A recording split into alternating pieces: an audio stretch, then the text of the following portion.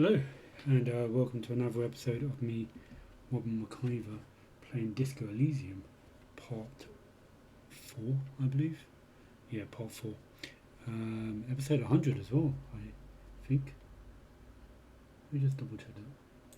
Yeah, this is the 100th episode of me playing computer games. I've been doing it for a year and a half now. Yeah. Right, so where do we leave off? Disco Elysium, we're pretty much at the end of day one. I'm quite happy with what I've done so far. I don't want to put my abilities into endurance so soon, but I really kind of wanted to investigate the body properly before the day ended. What did I do? Last session, basically checked out the bookshop. The entire session was the bookshop, and also spoke to the man in charge of the docks, wherever they were, some seedy man. Yeah, and then at the very end of the episode, I basically examined the dead body, and I'm about to take it down now, or at least try to. Alright, cool. I'm also want to check out back at the restaurant as well to see if there's any events going on there. So, cool, without further ado. Cheers to the 100th stream.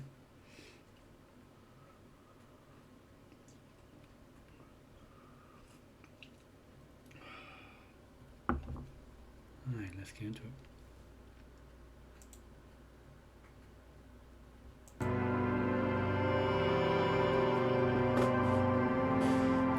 Hopefully you should be able to hear it fine. The audio's not been too great over the streams. I've been filming along with it. Hopefully I saw it out. Alright, I'm not seeing anything.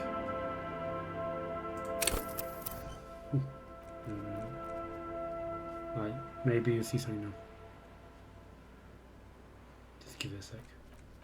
Yep.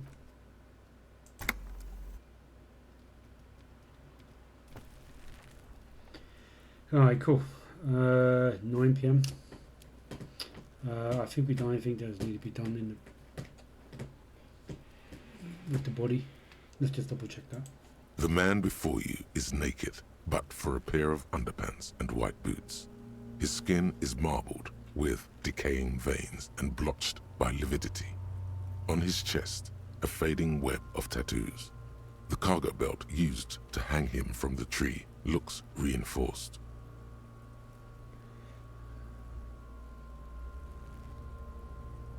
Yep, the preliminary examination's done. Let's get him down from here. Let's talk to the kid first. Fuck does Kuno care?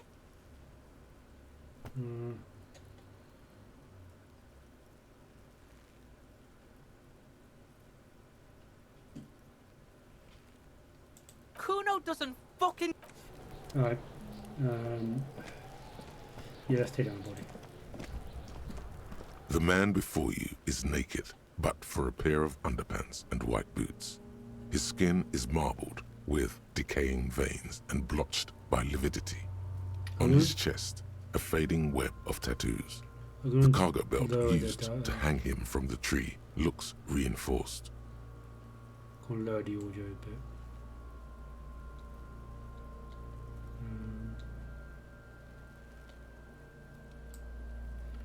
Right, let's try that.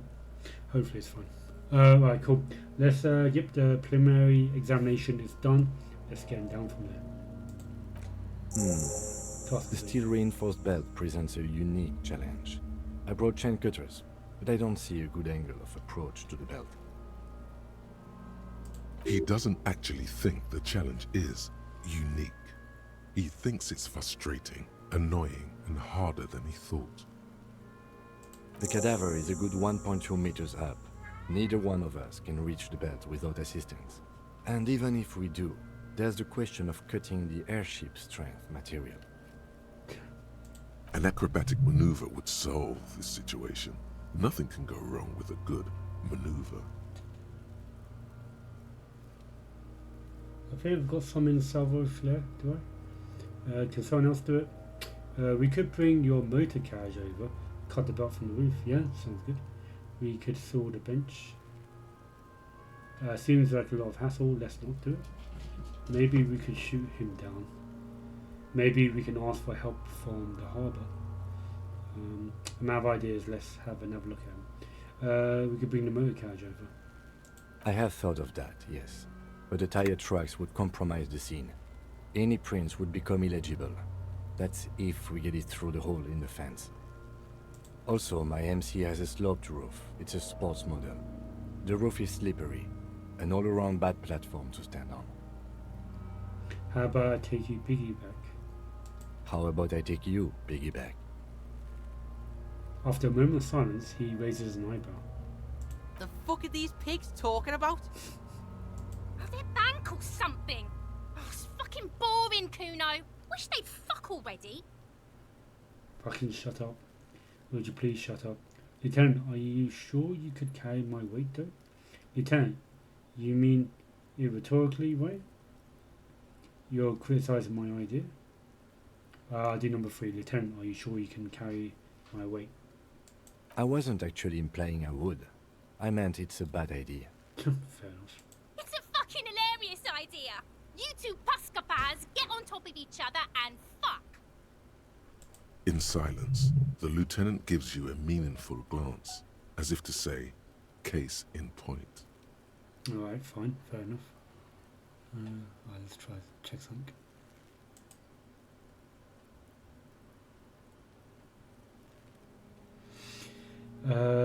We could saw the branch. Sorry, we could saw the branch. Looks like a lot of hassle, let's not do it. Maybe we could shoot him down.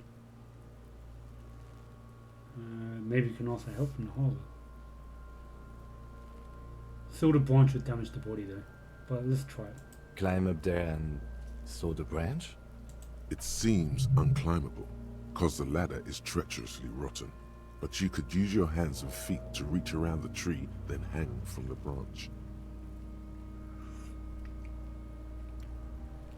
I can do it as well within my repertoire. Yeah, it seems dangerous. Sabon flare. Yeah, I got quite high on that.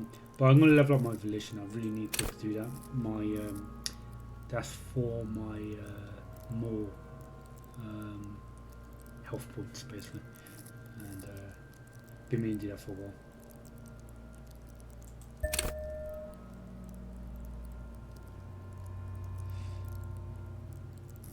Just double check.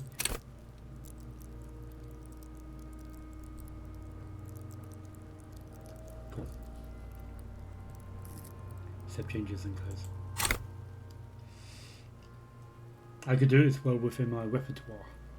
Honestly, I prefer a non-acrobatic solution to this. He looks around, then at you. Why? Yeah, seems dangerous. Why? I'll do why. Clown cops climb tree, fall down. Enraged cop assaults children after falling from tree. Fair enough. Cretin cop, they like that word, saws the branch he's sitting on, literally.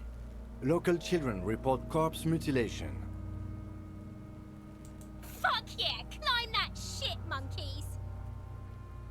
See, you're only making them do those things less. Can you see in the future, Kim? I'm not afraid of newspapers, we shouldn't be.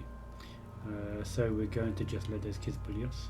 You're right, the risks are too high and there are too many. Right. Yes, we should use acrobatics as the very last option, after we've tried everything normal. Oh, these have got to be the most fucking boring mulka parts I've ever seen. Not gonna do shoot him down. Maybe we can ask for help in the harbour. I was really hoping we wouldn't. The Union appeared to be suspect in this case. It seems like a dangerous route to go down. I would really prefer if there was another way. These people might have an agenda. But what else can we do? Commit to it? Yeah, wait, let's reconsider. I'll reconsider. But what other options? The corpse twists on the belt, like chicken on a skewer. Am our ideas? Let's have another look at them. Can someone else do it? Someone else? You mean like the police? What was that about processing, then? Weren't they supposed to take care of the boots? Why don't they help?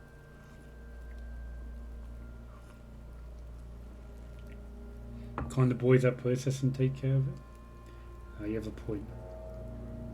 I mean someone who's below detective. You have a point. Sadly, yes. The whole RCM is out there right now, doing the exact same thing we are. Are we in a rush to help them? Not with this on our hands. He covers his nose. I know it's hard, but I assure you, the others won't come to help us. And we have a growing sanitary concern here. We need to get him down, fast. My other idea is let's have another look around. Let's have another look at him.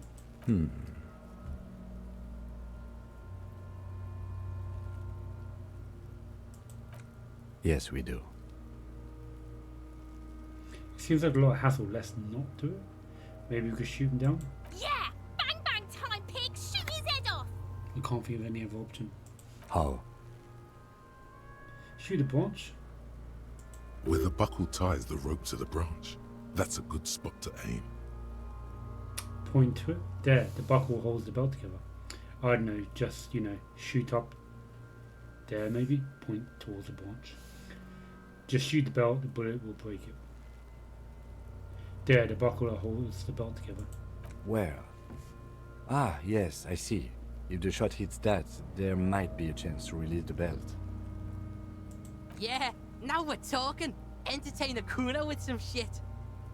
They'll miss! The pigs will miss Kuno! Take the shot, Lieutenant. What's the worst thing that could happen? Actually, don't. It has bad idea written all over it. Wait, let me try. Say nothing. Let him loose. I don't know how. Maybe it's better not to. Do I have phone for accuracy? Hand-eye coordination. Currently 4. I presume that's that. Yeah. Let's see what we've got here. Getting down the body. Somehow make it so the bloated corpse isn't up there anymore. Shoot it down will also help. Do something, you're a cop. Yeah, let's take the shot, Lieutenant. What's the worst thing that can happen? Wait, let me try. Yeah, let me try it. The lieutenant's brow is furrowed. He appears too deep in concentration to even notice what you said. Fair enough.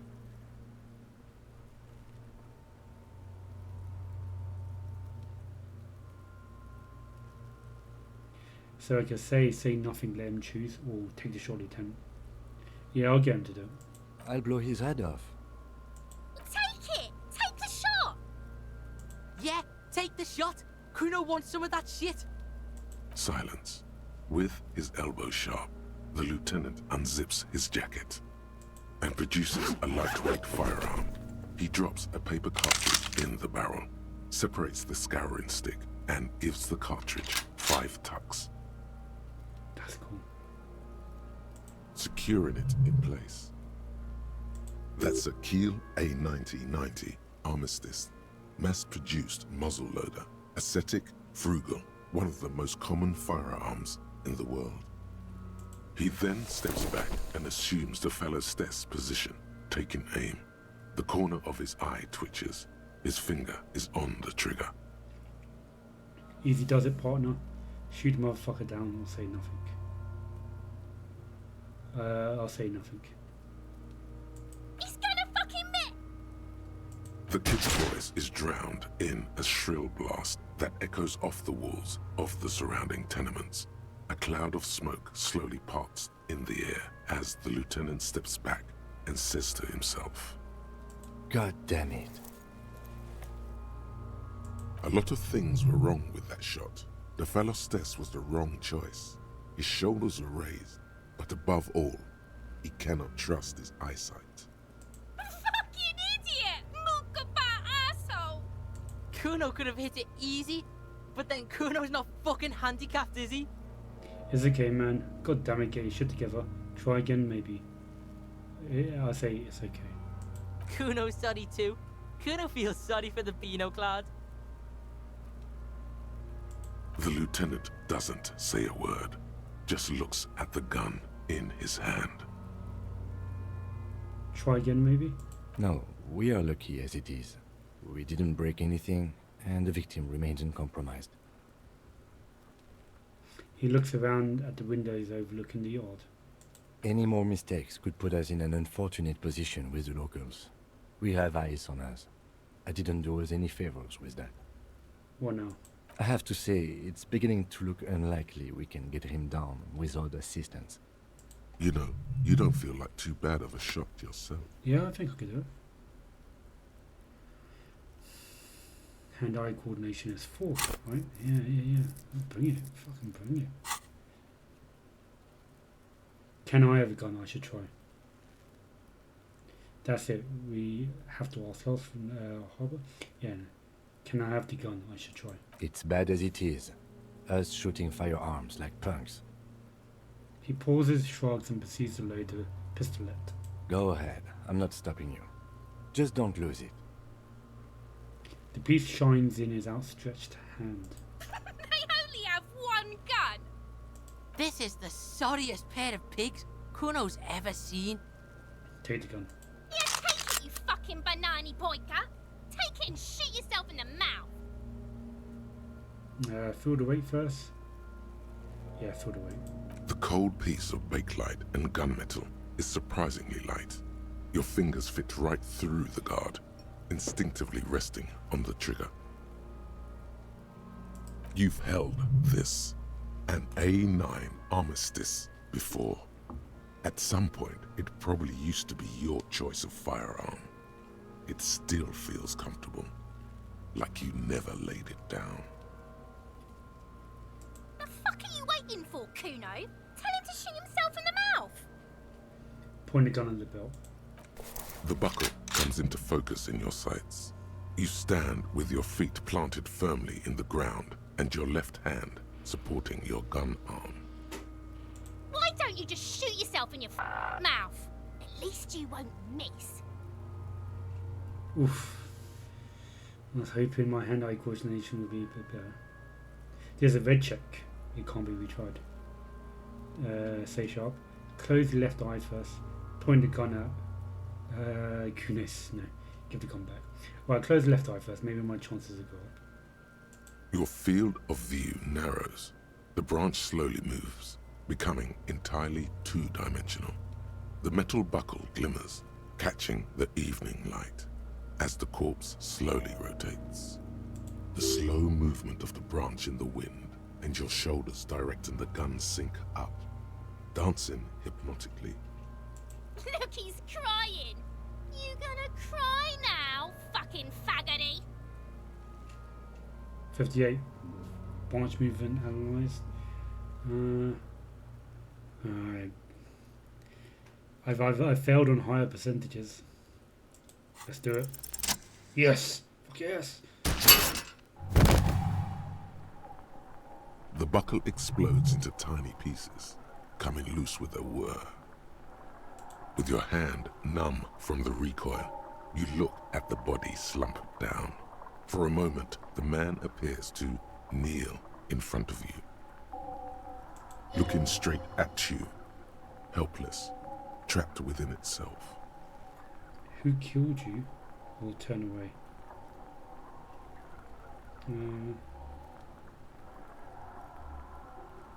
Who killed you? Communism. The hangman just talked to me. It takes a millisecond for the association to flash within your cortex. You have no idea where it's coming from, only that it's right. Then the rigor in his muscles gives up, and he smashes sideways into the spring mud, letting out a horrid stench. You've been policed. RCM, baby, RCM. How did I do that? Who's laughing now, you little shit? Alright, let's go with corny one-liner. You've been policed. No, let's do RCM, baby. Aces high. The lieutenant raises his hand, waiting for you to slap it. Yeah. The ace is high, a custom invented by the aerostatic brigades during the revolution, is used to celebrate success in Revachol, especially in sports. The gesture is spread across the world, despite the defeat of the revolutionaries themselves. You could add an aces low to it, if you like, by turning your back after the high and waiting for another. Yeah, alright, I'll slap it and wait for an ace low.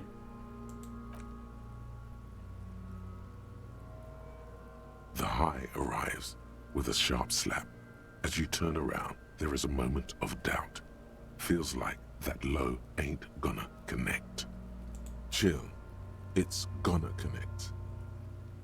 But then it does, and with furious precision. The lieutenant is not one to leave an aces low hanging. Yeah, quality. I knew these guys were His voice is deeply approving. No, we're not. Yeah, we are the F word. Got a problem with that. 1 hour. Let's do 1 hour. We will perform a field autopsy and determine the cause of death. But before... Excuse me. He needs to turn away from the corpse. Slumped on the ground like that has not improved the way the corpse smells. The fall seems to have released something deep inside it. It looks like I feel like taking a break from the stench. I'm sorry to interrupt the jubilations here. Just a little breather before we do the autopsy. Wait, field autopsy? Alright, give him back his gun. Yeah. In the meantime, we should locate the representative of the logistics company. My preliminary information suggests the Wild Pines have sent a strike negotiator to wrangle back control from the Union.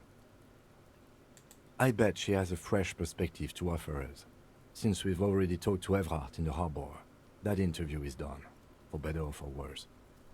Is this the famous list of initial interviews? Yeah, I do. Yes. And those were the interviewees. Let's go. Cool. I got another level up. I don't know what to level up next. I'm a bit worried about back at base in the restaurant that I'm going to miss some dialogue. But I also don't want to leave corpse on the ground too long. Perform field autopsy. The hangman is down. Perform a close inspection of the body arriving cause of death. This will need a form to be filled in 3 parts. Interview the Pines. Find the representatives of the logistic company who owns the harbour and ask her about the murder. She should be around here somewhere. And we got a new one. Ace is low. The Lydian Civil War was not the first war to see the use of hybrid airships on both sides, but it was the coolest. For an entire decade, folded multi-rotor fighters got into dogfights around Ravachol, Ozone, Semaine, and the Arcade Islands, spitting death at one another. They flew over shady beaches and shot one another. They flew over sandy beaches and shot one another out of the azure sky, crashing into city blocks and setting island forests ablaze. The Aces Low was a custom among revolutionary brigades, performed after multiple kills. Lieutenant Kazuagi seems to have found it. Seems fond of it. Sorry, why? Internalize. Temporary research bonus, +2 empathy towards Kim Kazuagi. Research times 2 hours 45 minutes.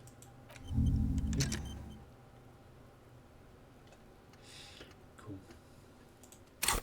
I can't leave the body there. I want to go back and check the hotel, but also I can't leave the body.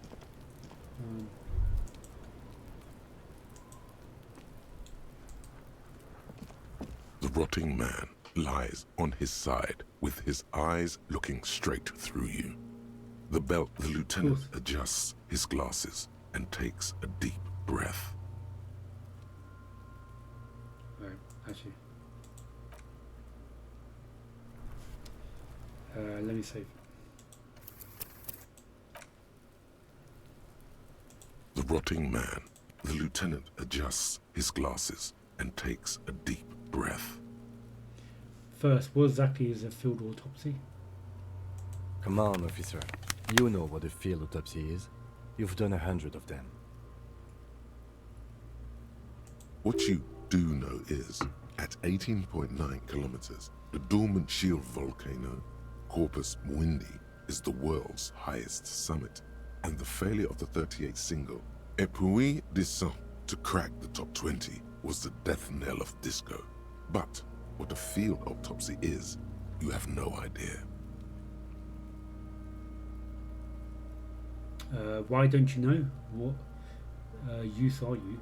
Actually, it appears I've forgotten what a field autopsy is. Clap your gloves together. Let's get in there. Sorry, clap your gloved hands. Yeah, let's get back to this later. Yeah, I'm going to go if actually it appears I have forgotten what a field autopsy is. Fine. It's a 3-part form to be filled out on the scene by the detectives responsible. One takes note, the other dictates. The goal is to establish cause of death. Do we need a scalpel for it? A scalpel is not always required. I hope this is one of those cases. Latex gloves are, however. Why don't you know? What use are you? Why don't you know? What use are you? Sorry. Let's get in there. Well, I got gloves on already, so. Yeah, let's get in there. There truly is a time for everything, even for yellow gardening gloves. However, they are lacking hygienically. I suggest you get in there in limited capacity. Alright. I'll ask you when I need you to. For the most part, maybe I should handle the contact and you take notes? Okay, where should I take these notes? In your paperwork, officer. Just fill out the field autopsy form. He's already expecting the answer. You're not going to believe this. I think I've lost my paperwork. Yep. Now they only have one paperwork too. Officer, what haven't you lost? I still have my disco trousers. Look at your pants. I haven't lost this satin shirt. Smell your armpits. My shoes, I have both of them. I found the other one too. None of your business, Kim. Lay off my case. Yeah, I'm going to put some discos into my dialogue. There's a lot of those options come up. I have my disco trousers. Yes, barely. It looks like his blue notebook and size. I can give you my paperwork. There's an autopsy form there. Several, actually. But only if it helps move things along. Let's work off yours for now. I'm sorry, I lost everything. Let's go find mine. I'll work off yours for now. Right. The autopsy form is near the end. Open notebook at a field autopsy form. Take a peek at his notes. Man, there's a lot of Inland Empire. I might have to just upgrade that. Actually, shall I just do that? What does Inland Empire do?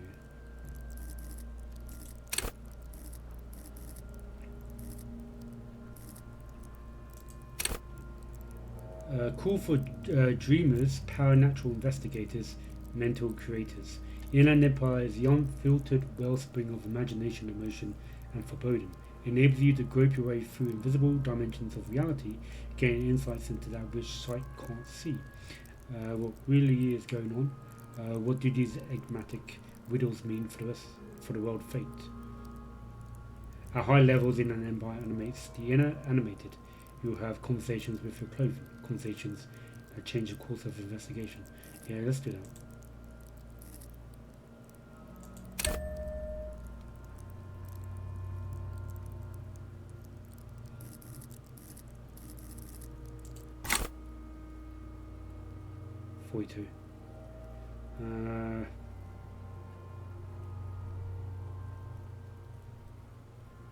Tell me, who are you, dead man? Yeah, let's try it. I'm gone. Alright, I talk to dead people now. Okay, that's a theme. Where have you gone? I can see you gone, but who are you? What is happening? I hate you. You stink and you're boring. Where have you gone? Into the wild pale yonder. Where's that? In the past. Way out in the west. This is the actor from the beginning of the game, when you were like in darkness speaking to yourself. I can see you gone, but who are you? I'm a joke. Look at me. There's nothing funny about you. You are now, but who are you in your life? There's nothing funny about you. There is nothing funny about jokes either. Who were you when you were alive? A killer. A motherfucker. And a killer. I have another question for you. Go ahead, Cobbo. What is happening? What do you mean? I'm talking to you. It's the power of your... Black frothy liquid starts bubbling on his lips. imagination. Mhm. Go ahead. Ask me more questions. You fucking love questions. Why do I love questions so much? Because you're a copperoonie. Look at all of them go. Do you want more questions? My throat is hurting just by listening to this guy. This guy needs like some lemsip or something. No, I'm good. I think this guy needs more than lemsip actually. He needs to be alive. I'm good. Yeah, give me questions. Give me a comical amount of questions. Yeah, give me questions. Here you go, you loony. Is my name Rooney? Why do I feel like I've forgotten something terrible? Yeah, I do that. Because you have. Enough. Come back later, Corpo. Amuse yourself with my frank manners and my memento mori features. If possible, also, see me in your dreams. Yeah, that was a bit, what word can I use? Yeah, a bit troubling. Open the book at the field autopsy form. Yeah. The dead man stares in silence as you crack open the ledger. The bright red paper is covered in boxes and lists, describing the condition of his skin and organs in 3 parts. Above those, an 11-field info form needs filling out first. It begins with 1. Assistant. 2. Let's jump ahead to part 3 somewhere. Let's pause this autopsy. Let's go assistant. That's you. White Raphael Ambrosio Costo. Yeah. the corpse is indifferent to your scribblings, just lies there. The next box says 2 corner case number. KK57-0803.0815. Write down. Next, Name, NA. Next, date of birth. NA. Roughly 50. Yeah. Try 40. The damage is so extensive, it's better to err on the young side. I'm gonna write 50. The corpse looks ageless, like meat on a hook. Race, Mondial. Fair to olive-skinned, from the Isola of Mwindi. This is as vague as it gets. You might as well say whitish. well, I've got no other option. The pudgy mess of curdled meat looks neither mondial nor anything other. Sex. Fucky, fucky! The little monster exclaims energetically. Male. Pigs can have sex! Right, fuckty fuckty, white male, Right, pig's gonna have sex. I'm gonna do male. Nor does he look male, with his pregnant belly and indistinguishable face. Day of death. We're still going with March 4th. 51. Right, I'll write that down. What else? 9. Body identified by is non-applicable. 10. Case number is the same as the coroner's case. KK 57 0503 0815 listens motionless, with the cargo belt still around his neck. Only one box remains. Evidence of treatment. None. At least not after the initial examination. What exactly is treatment anyway? I'm not so sure. Didn't the footprints look like he was carried over? Agreed, no treatment. I'm not so sure. What next? I'll go and do no, I'm not so sure. Didn't the footprints look like they were carried over? They'd have to have incapacitated and carried him over. This man was more than a match for untrained dog walkers. He places his hand on the dead man's chest, as if in preparation. Your central nervous system recognizes this gesture. It's the stations of the breath. Ecclesiastic, religious in nature, a holdout from pre-DeLorean burial rites. It takes him 2 seconds to perform. Then, We should start the post-mortem. Turn the page. the corpse cannot feel Kim's hand on his chest. It no longer meaningfully interacts with its surroundings. A thicket of boxes and lists on red copy paper tries to answer why. External examination summary. Clothes. The deceased wears armored boots and white briefs. The make of the briefs is Babrodine, I think. Let's see. He turns the body onto the side to check the underwear label. See, it's happening. Babrodine, yes. Inexpensive. Size M. Color white. The disappointment is palpable. The red-haired thing was expecting something more lurid. Write it down. The boots are ceramic. Vitreous enamel. They are fused to his skin from blood flowing downward post-mortem. Removal of the boots is left for processing. Write it down. Tattoos. He stands up and planted on either side of the body. Feet planted on either side of the body. The upper torso is covered in a single, continuous tattoo resembling a microelectronical circuit board. It reaches from the right shoulder to the heart. The ink is blue and white. The assistant has a color photograph of the markings, to be added to the case files as document A1. The photo is taken on the scene, using a Trigat Mini. Write it down.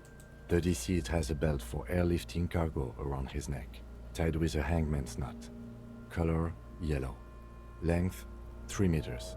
There is a buckle on the other end. Write it down. Well nourished, athletically built, measuring 1.8 meters. Generally consistent with age, about 50. Preservation is good. Ambient temperature below freezing. Body hair is light brown. Distribution is consistent with age. The deceased had male pattern baldness. Hair is combed back, short. Touch a corpse's hair before moving on. Yeah. The hair under your latex fingers feels cold to touch, wet. Stroke the hair gently. Write it down. Yeah, write it down. Lividity is consistent with hanging, albeit faint, as noted. The head is congested. Contusions are present on the head, chest, and thighs, consistent with stones thrown post-mortem. Low velocity. Fucking low velocity. You think Kuno doesn't know what you're talking about? Velocity was fucking max. I bet it was. Talking shit about Kuno's velocity. In addition, there are bite marks on the face, scalp, and chest, Fine. consistent with predation. Write down, but I meant for high velocity. No, just write down. Ligature mark. The lieutenant produces a small folded knife, with the other hand pulling on the belt. He starts cutting into the polyester. The stench is horrid. After a while, it's obvious the material cannot be cut. A steel wiring. There's too much of it. We need to remove the belt so we can get to the ligature mark. You got just the right tool for that. The chain cutters. Yeah. Oh yeah, I'm prepared. Do I actually have it on my person? I think I'm actually currently holding it. Oh yeah, I'm prepared. Pet the chain cutter. Good thing we've got these chain cutters. Pulls out the rubber grip cutters. The rubber grip cutters.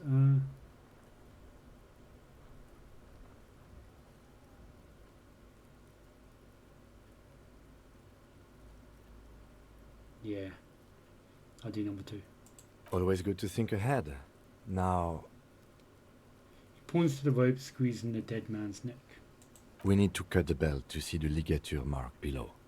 Carefully, with as much precision as you can. See? My pig is gonna fuck his head off. No, he ain't. Your pig's a boring fuck.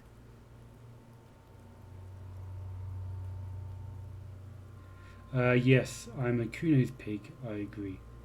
I'm not your pig, Kuno. Look for a good spot to cut. Physical instrument. Oh, fuck, that's low. Right, I need to level up physical instrument. That'll be the next one I do. Look for a good space to cut. The belt is equally tight around the whole circumference of his neck, swelling over the edges like white bread rising from the east. The knot is the weak spot. The chain cutters fit in there, steady now, like a flower arranger. 2 cuts and it should come loose. Ooh, that's more like it. Let's see what my physical instrument's like. 2. That's not too bad. Yeah, maybe that is a bit bad. Alright, something to think about later. Oops. Alright. I got +3 due to interfacing gave instructions. Alright, let's do it. You jam the cutters right under the knot. That seems like a smart idea. Yeah, somewhere there. Already they're buried deep in the man's flesh. Then you rotate them to get a better hold. Then rotate some more. Enough, cousin. Rotate some more. a really, really bad smell is coming from there now. And some kind of cracking sound. Cut. Yeah, enough cousin. Yeah, fuck him! Fuck that baggery! Corpse fucking time! Told you my pig was hardcore. I should have a go first. I think I have a strategy. He steps in and takes the chain cards from you. Let him work. No, give them back. I was just about to cut off. I'll let him work. He sinks the cutters into the knot, preparing to perform the cuts, with his elbow to his knee for precision. Snap. The knot is slashed. Another cut and the belt falls apart like a flower bouquet, revealing the dead man's neck and the dark red ligature mark around it. Here. He hands you the chain cards back and then kneels closer to the body, running his fingers along the dark red groove until he comes to a gap. The rope rises to a point, leaving a gap in the ligature mark. The suspension point is in the back of the neck, on the nape. Hemorrhaging is observed on the skin, above and below the ligature mark. The mark is well pronounced, consistent with a drop from 1 or 1.5 meters. Right down. Chest is intact, normal contour. Abdomen is protuberant, pelvis intact, genitalia. Pulls down the man's underpants. What's the ginger boy gonna say now? No! Yeah. Let's get out and see! Yeah, like clockwork. I fucking knew it! Yeah, I knew it too, mate. Genitalia is male and unremarkable. No evidence of injury. Inspect the genitals, right down. Oh, right down. Back is symmetrical and intact. Upper and lower extremities are intact, but asymmetrical. There are combat injuries on the right hand, thigh, and hip. In addition, I see smaller, residual scars, too numerous to count, covering about 30% of his skin. From wounds sustained over 2, maybe more decades, Dispersal and accumulation indicates long and active combat duty. The scar is extensive, way more than a law official. Right down. I'll do the first one. The scar is extensive. Mm-hmm. We have a real museum here. Of battles, wars. Right down. Last item. Hands. He takes the man's right hand in his, inspects it, then moves on to the other hand. Pick up the hand. Let the lieutenant work alone. Hands are clean. No sign of a recent struggle. Were you expecting any? I was. Maybe I'm just not seeing them. Honestly, the stench is making it hard for me to think at the moment. Right down. Ooh. That's all for the external. Well done. What next? Internal examination. Number 2. Central nervous system. I have nothing. Do you have anything on this man's central nervous system? Of course, there is a moral to be drawn from it. A moral to this story. If I may add the moral of this story. Nope.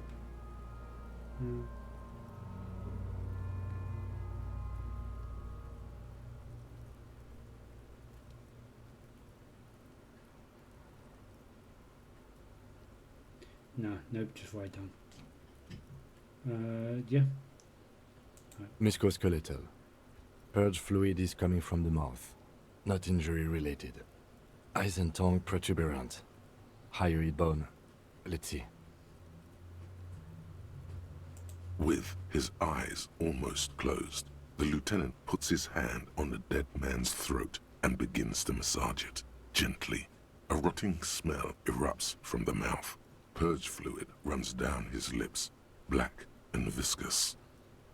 You hear cracks as the lieutenant moves his sharp fingers inside the flesh, like the creaking of an old house at night. Yeah, jack that fucker off! The hyoid bone is fractured. The rest of the musculoskeletal system is intact. Unremarkable. Write down. Respiratory system. Back hunched as if in prayer, he begins to pray open the dead man's jaw. He stops to exert more force. Both hands are used. Oral cavity shows no lesions. The victim has received dental implants, possibly after a combat wound. Mouth swollen. Hemorrhaging present in mucosa of the lips and mouth. Look inside the dead man's mouth? Yeah, right. No scream, no sigh of relief rises from the darkness inside. It's humid there. Sickly sweet air, unlike anything living. You feel like you're about to throw up again, straight in that mouth of his. I'll just write it down. Hepatobiliary. NA. Why, don't we have anything?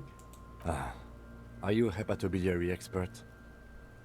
He looks at the corpse's stomach with a mixture of tiredness and disgust. Hepato means liver, and biliary, the gallbladder and bile ducts.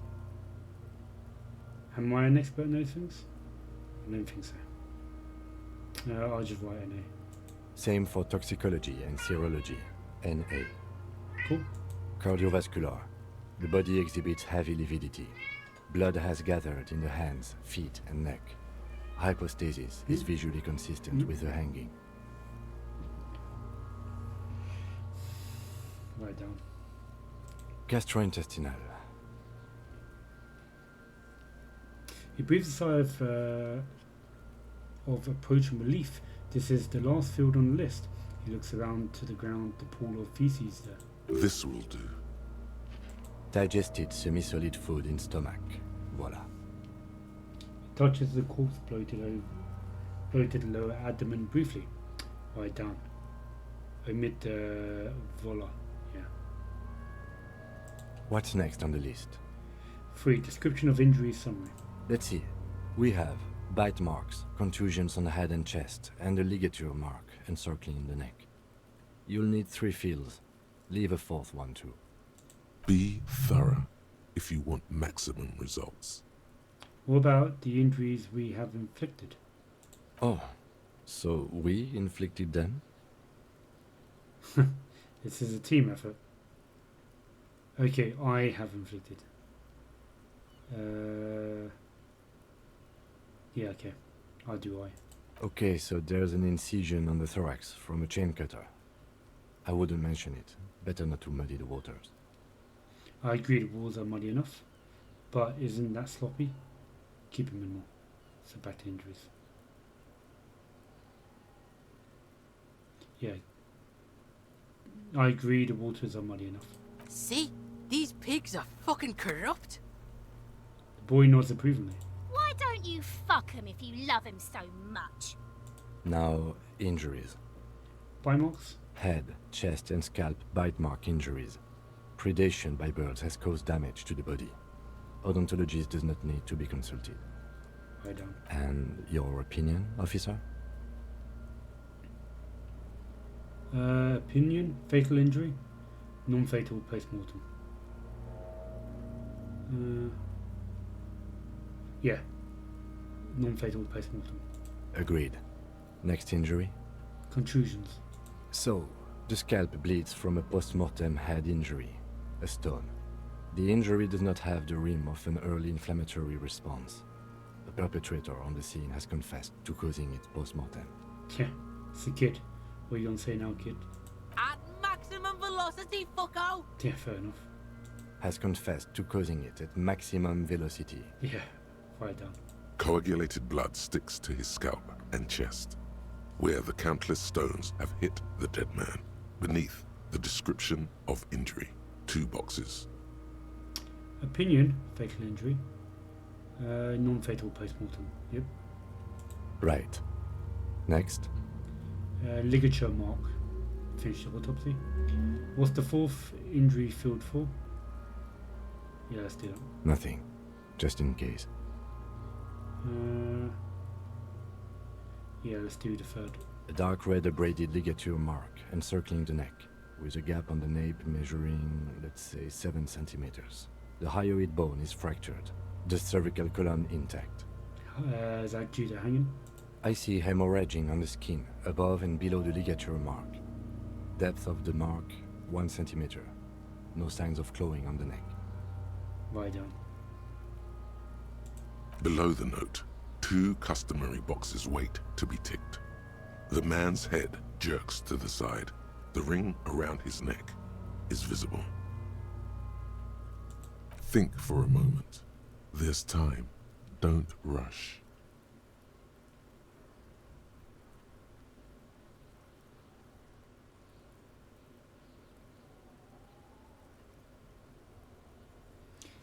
See hemorrhaging on the skin above and below the ligature mark. Depth of the mark 1 centimeter. No signs of clawing on the neck. So if there was clawing on the neck, that means he was alive when he was strangled or when he was hung. But he was dead when they hung him. So the mark must have happened post-death. So the neck wound is not the cause of his death. Non-fatal.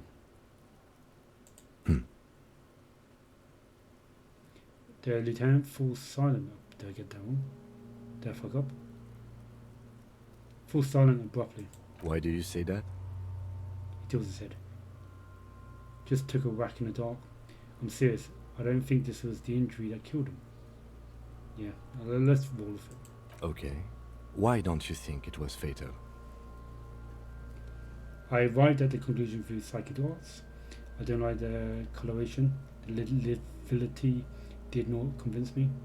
Why weren't his hands tied?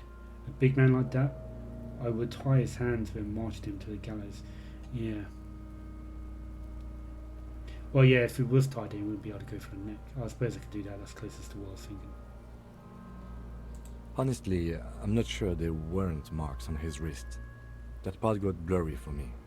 The stench. But you are right, I was ready to call this. Now I think we should leave it empty, at least for the time being. Let's wrap this up. I pronounce this field autopsy over. First, how did it go? Yes, yeah. It was an irregular field autopsy. We did not establish cause of death, which is supposed to be the goal of an autopsy. But, personally, I do not see this as a parameter for success. What else? We were thorough with the list of injuries too. We described them all in detail. What is there to say? Given the circumstances, it was a professional field autopsy. What now? Give him back the notebook. Now we put him in a body bag and I drive him to Forborg for processing. The lieutenant looks at the dead man one more time, then at his notebook, then at the corpse again. You tilt your head, also looking at the corpse. I'm sure we didn't get everything. There's always something. Tell me something, dead man. Perception is low.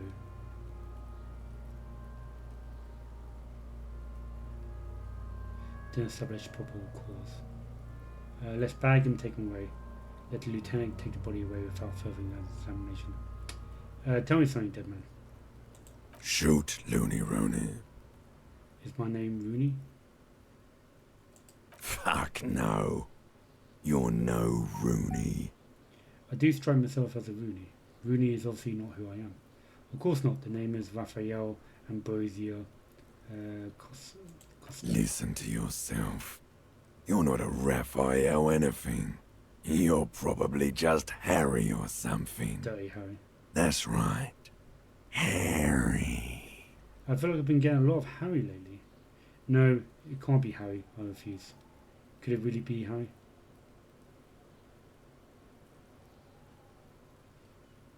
Yeah, no, it can't be Harry. I refuse. Good for you. I hate you. You stink. You are boring. Do I remind you of someone? A child born with Muller's disease, harlequinism, grown up miraculously.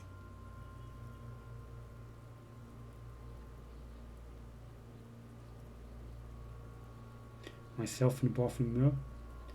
A baby afflicted with harlequinism. I don't mind with anyone. Myself.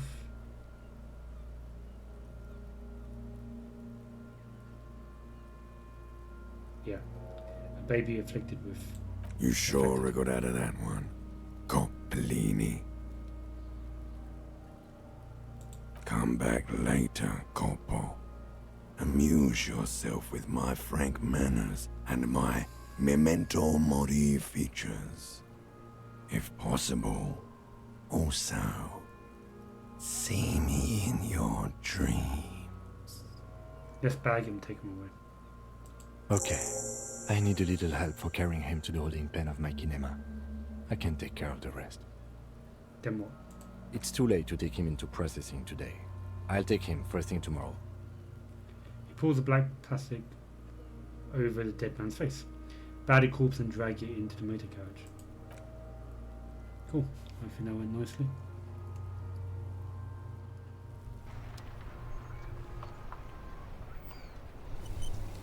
Auto save. Nice.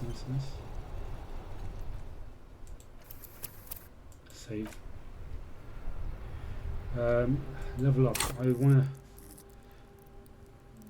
Which one do I want to do? Physical instrument. Physical instrument is not only your muscles and your skeleton, it's your ability to use them effectively.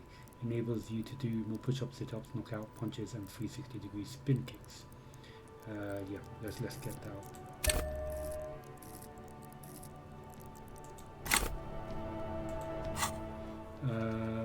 Map.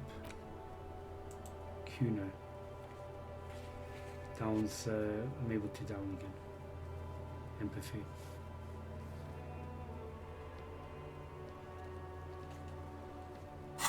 Alright, let's see what he has to say. We should think about calling it a day, maybe. The nights are still miserably cold this time of year. I haven't paid the cafeteria manager for damages yet, You should take care of that, then. but I don't have the money. Let's talk to him anyway. An officer of the RCM shouldn't be sleeping in the street. We'll figure something out. Cool. Sounds good. That's exactly what I want to do. Pay for damages. Try and negotiate. Good. Everything's one person. I wish I got back to the cafeteria a little bit earlier. I think I heard I could speak to him. Kim. Have a proper conversation with him. Beyond 10. Which, you know what, I'll do now. Yes? I want to talk about you. What about me? Do you ever talk with yourself? No. Good. Let's change the subject.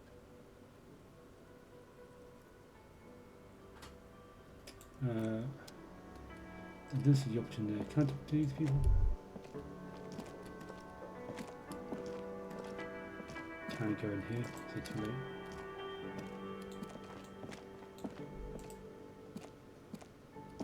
Oh, you know what? I'll do the main guy first.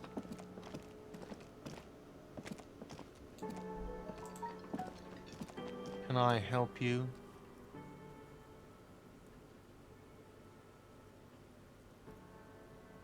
So about the money I owe you. Yes. Have you got it? I was wondering if you could come to some sort of arrangement for tonight.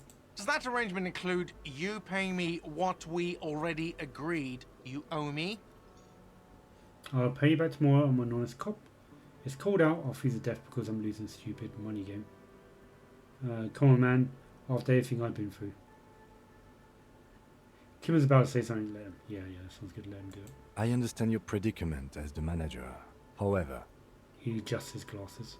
I feel I must remind you that we are here to conduct an important investigation that also affects your business. Forgive me for saying this, but your colleague seems more committed to drinking, and He stops mid-sentence. I mean no offense. It's really nothing personal. I just have to protect the interests of this establishment. Hold on, I still have my key, you know. Yeah, I'll do that. Good luck trying to use it.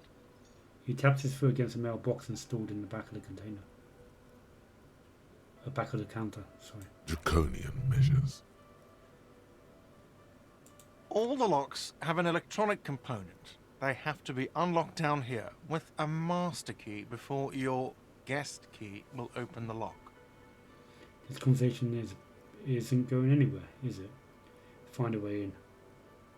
I'll find a way in. I'll break the door down. This conversation isn't going anywhere, is it? Not until you bring me the money.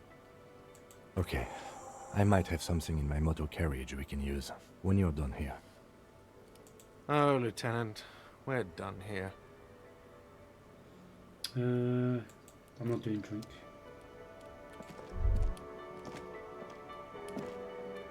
Well, let's speak to everyone else. Is my option going to the motor carriage?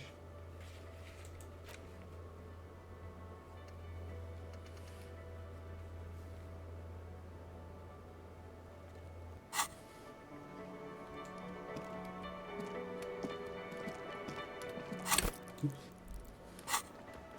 What shortcut was that?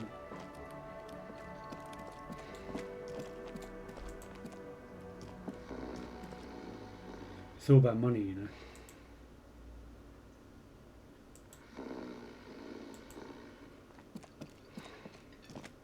The worker is in a deep slumber. Wake him up. Steal the dock worker's ID. I can do that, but I don't need it. I'll do it later if I need it. Yeah, fuck it, I'll try and wake The worker is in a deep slumber. No, actually, no. I'll do it later.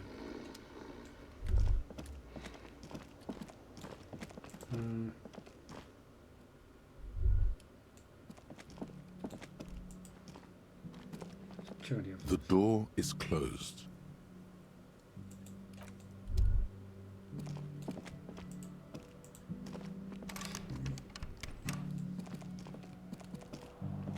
Yeah. Nothing going on here.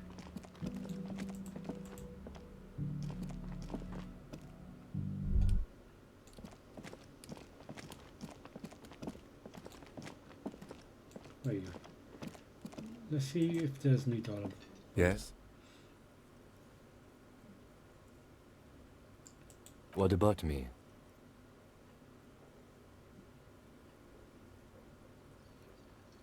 Tell me a secret about yourself. No. Okay. The lieutenant nods. I suppose there's something about like you can talk to him about himself after 10. Maybe you have to be in a certain environment when it happens. Good. Let's... Alright.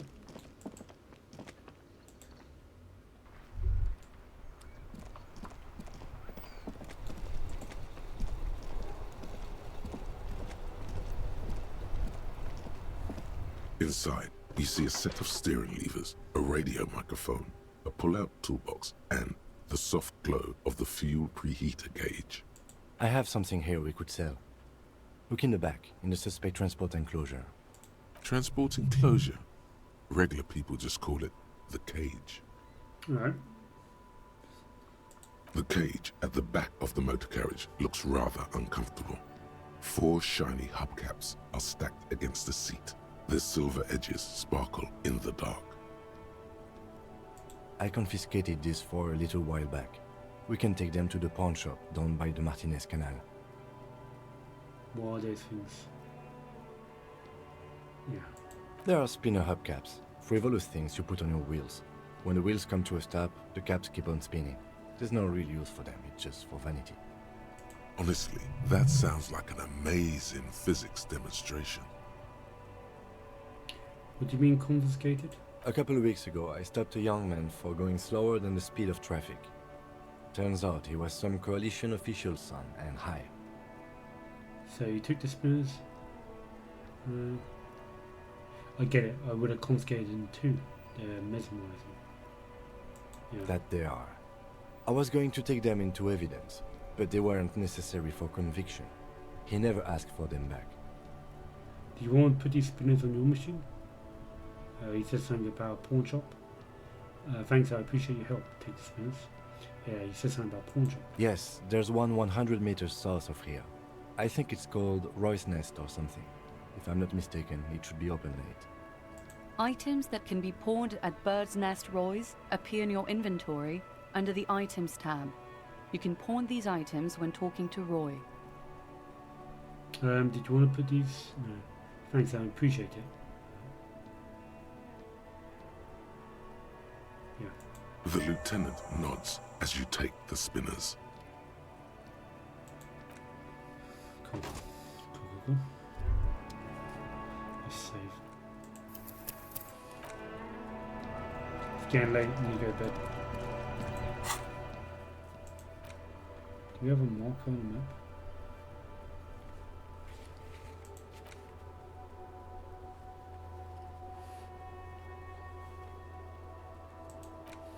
South of the plaza.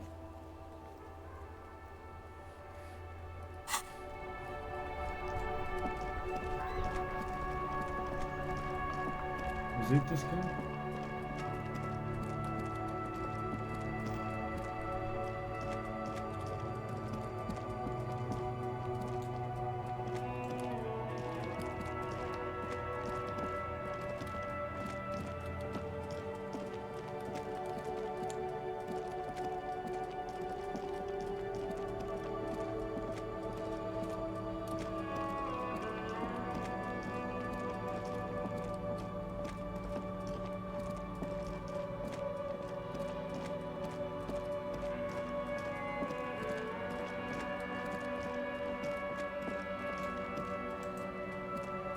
A couple of indicator lights are missing from this control panel. Loose wires dangle from the now vacant holes. In the middle is a lever. Beneath it, a small metal plaque. This panel usually closes the water lock, turning it into a bridge that lets you cross the canal. But there's a crashed salmon and butter sign in the way. Pulling the lever probably won't do anything. Pull it. You pull the lever all the way up until the metal clicks against the contact pins. You hear a soft clunk. Nothing happens. What is it? A spring brings the lever back to its original position. You still need to close the water lock to get across the canal. Some other way. Isn't there a sign over there saying functionality will be restored on Wednesday morning?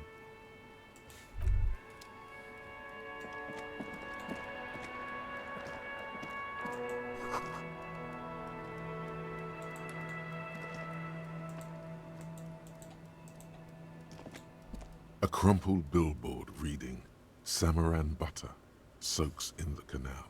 Two ugly lines mar the bright countenance of the blonde boy depicted. The sign billboard has fallen on the waterlock, keeping it open, and thus out of order. Visual calculus is high. Attempt to reconstruct what happened there. Yeah, fuck it, why not? Just some tasteless advertising at the bottom of a canal. No use rubbernecking now.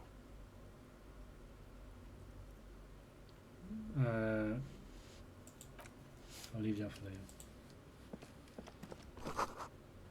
War locked out of order until Wednesday, 7:15.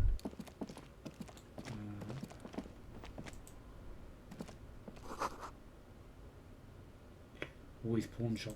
Found the pawn shop. Will do. Right, I'm going to beeline straight for this guy. Alright, hello. You alright? It's not often that I see officers from the RCM in my pawn shop. What can I do for you?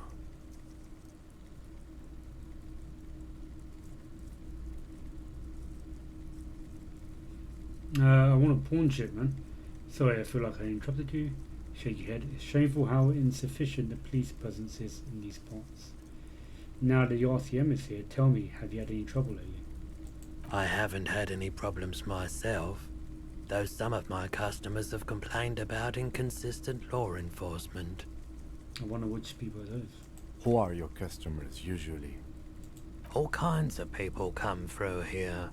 Locals, travelers, people looking for a deal, people looking for a keepsake, people who are terminally bored. As you can see, I have a wide selection of goods for everyone to choose from. Quite the collection. I may have something to add to it. Look round. Typical vacuous consumerist objects. Honestly, I think some of your selections are, press your finger to your lips, more tasteful than others. This business plan is all over the place. You should specialize, zoom in, recapitalize. I have something to add. It keeps me entertained. His attention is drawn once more to the play of light and shadows on the wall behind you. He's well composed, but underneath it you sense psychedelic processes bubbling. Some kind of drug, maybe. Electrochemistry. Composure, notice psychedelics. There's something I'd like to sell. Yeah, something I'd like to sell. Yes, we'd like to sell these hubcaps. Lieutenant steps in and hands the spinners. Roy takes the hubcaps from the lieutenant and inspects them. The spinners appear iridescent in the dancing light of his pawn shop. Yes, these are very, very good. Did you defraud some foreign prince for them? Jump a mesque banger? No matter. I'll give you 200 real. No one was defrauded or jumped, I assure you. The lieutenant explains as the pawnbroker opens register and counts the cash. Of course. I meant no offense. 200 real for you, officer. Delightful doing business with you. Do come again. Thank you. He takes the cash, then turns to you. Here's the 130 real you need for your bill. Do not waste it. The rest goes in his pocket. The rest is for him, to compensate for the pain of being separated from his radiant spinners. Anything else you're thinking of selling?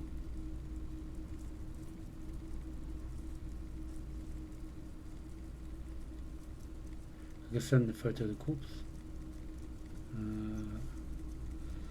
I don't have anything to sell at the moment. Another time, perhaps. I have the business to take you off. I'll come back to this guy later. At least I know I can sell stuff. What do we have here? Close the wall lock on Wednesday. Pay for damages. Return to guard with the spinning cash. Alright, cool. Let's end the day.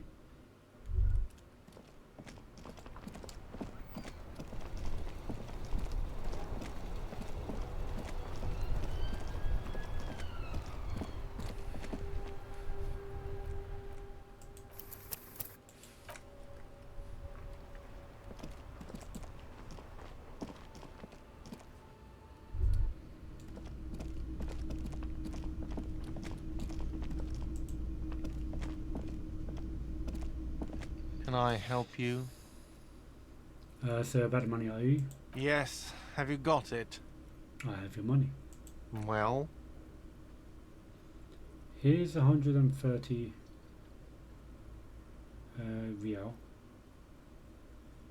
Slam the bill down on the counter. I hope you're joking it. Here it is, sorry for the trouble. Here it is. Here's the real. I'll do number 1. great. Thank you, officer. That's all I wanted. Payment for services rendered. If you continue to stay here, I just ask that you please pay your nightly bill in advance starting tomorrow. The electronic lock to your room has been disabled till 9 p.m. tomorrow. Yeah? Please pay for each night in advance starting tomorrow. 20 real per night. 20 real per night. Alright. I'll take a room here too. He opens his wallet. Of course. Always happy to have officers from the RCM as guests. Anything else I can do for you? I'll leave the drink. God, I saw another thing at the bottom. Another thing. Great. I love those. It says the mess hall was reserved for Union. Let's remind ourselves about that. Yes, not the whole damn Union, thank God. Just the nastiest and loudest faction. He tosses his head in disdain. They come here in the evenings. Dumb, unruly types. Think they're big shit. But they're good customers. They place big orders and always pay on time. We should find out who this Lord faction is, occupying the booth. Loudness means talkative, and we need info. He gives you a meaningful nod. How do you find them? We don't. We have to wait. They'll show up sooner or later. Men get hungry, even men on strike. You glance at the clock on the wall behind the manager. Huh. It's after 4. The sign says reserve starting from 4. Why isn't anyone in the mess hall? Yeah. Good question.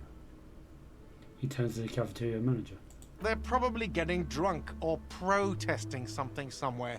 Or laying low after the, lynching. Why is that? They probably fucking killed that guy or something, and that's why.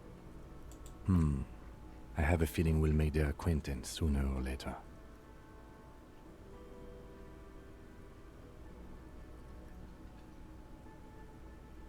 Blue steel Oh, door? yes, that door, sure. There's nothing mysterious about it. It's just a door.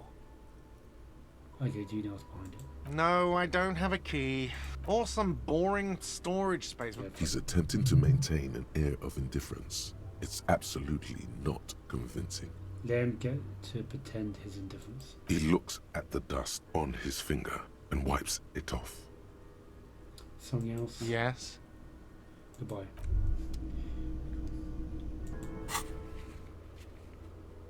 Find money. You need to find 20 real to pay for your room at the Berlin, or will be locked after 9. As long as you don't have a free place to stay, you have to do this every night.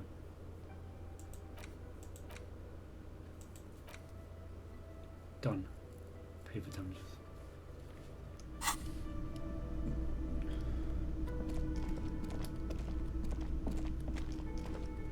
Oh, the woman's gone. Okay. Can I hit the bed?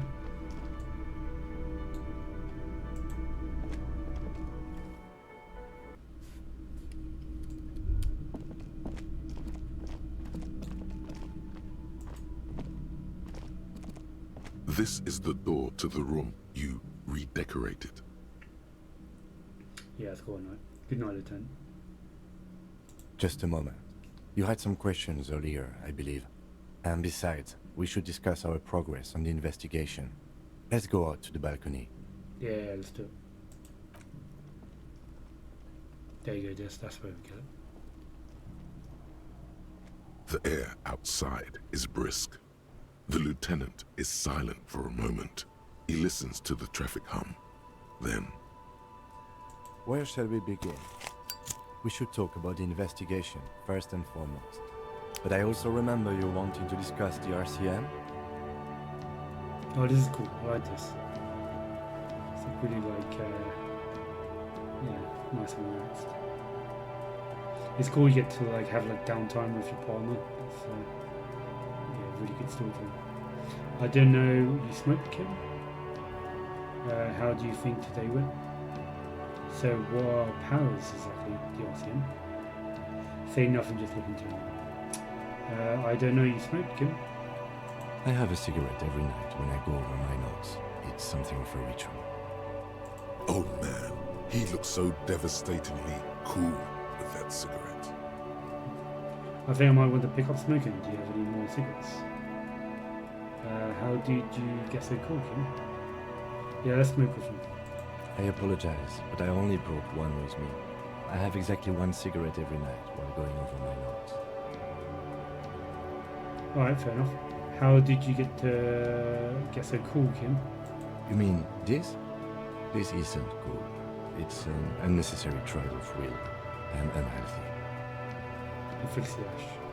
Keeping the habit within the parameters he's given himself takes a lot of focus. It would be easier to simply quit. Yet, were he to quit, he would lose the cool factor. This man relishes his cool quite a bit below it all. Right then, the debrief. Yes, it's been a long and eventful day. How do you think today went? Well, we inspected the victim's body, so that's good. It was not easily approachable in that state, but we did it. I'm glad we did that. I'm glad I went out of the way to actually complete that quest before the night was over.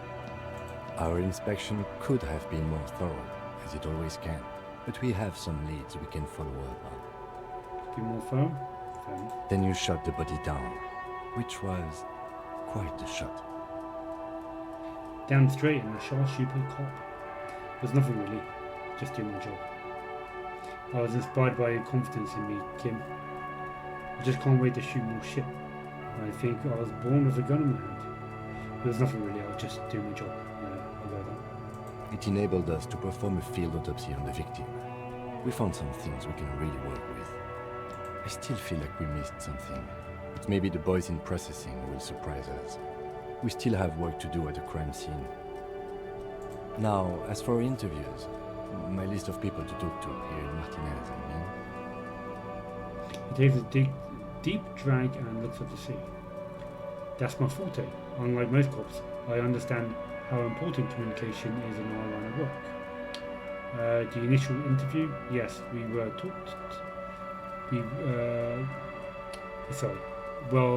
talked to some people.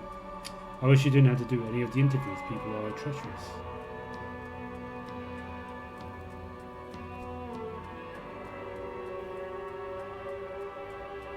Well, we talked to some people. Including Evrard Claire, a daunting adversary, if there ever was one. He wasn't particularly forthcoming with useful information, however. He's not saying much on the matter because he thinks you could have gotten more out of Everard. Hey, my morale was like quite low on that. Like I was in fear of dying every 5 seconds I had a conversation with him. I'm sure again, tell us more. It's a tough cookie, that one. I'm a little intimidated by him, honestly. He has stuff on me. I'm sure we could get him to tell us more. We didn't talk to the Wild Pines rep. We really must do that tomorrow. The Wild Pines rep, okay. Above all, though, today was exhausting. What's with all the running? You run a lot. Is that a standard Precinct 41 practice? Oh shit, I didn't realise it calculated that. That's really interesting. Yes, it's part of my jam walk shuffle. I don't like to waste time, you know. My mind moves fast, the rest has to try and keep up. I'm training for long distance run. I want to raise money for charity. Yeah, that's just how we roll in Precinct 41. I know why I do things I do, Lieutenant Kitsuwagi. I'm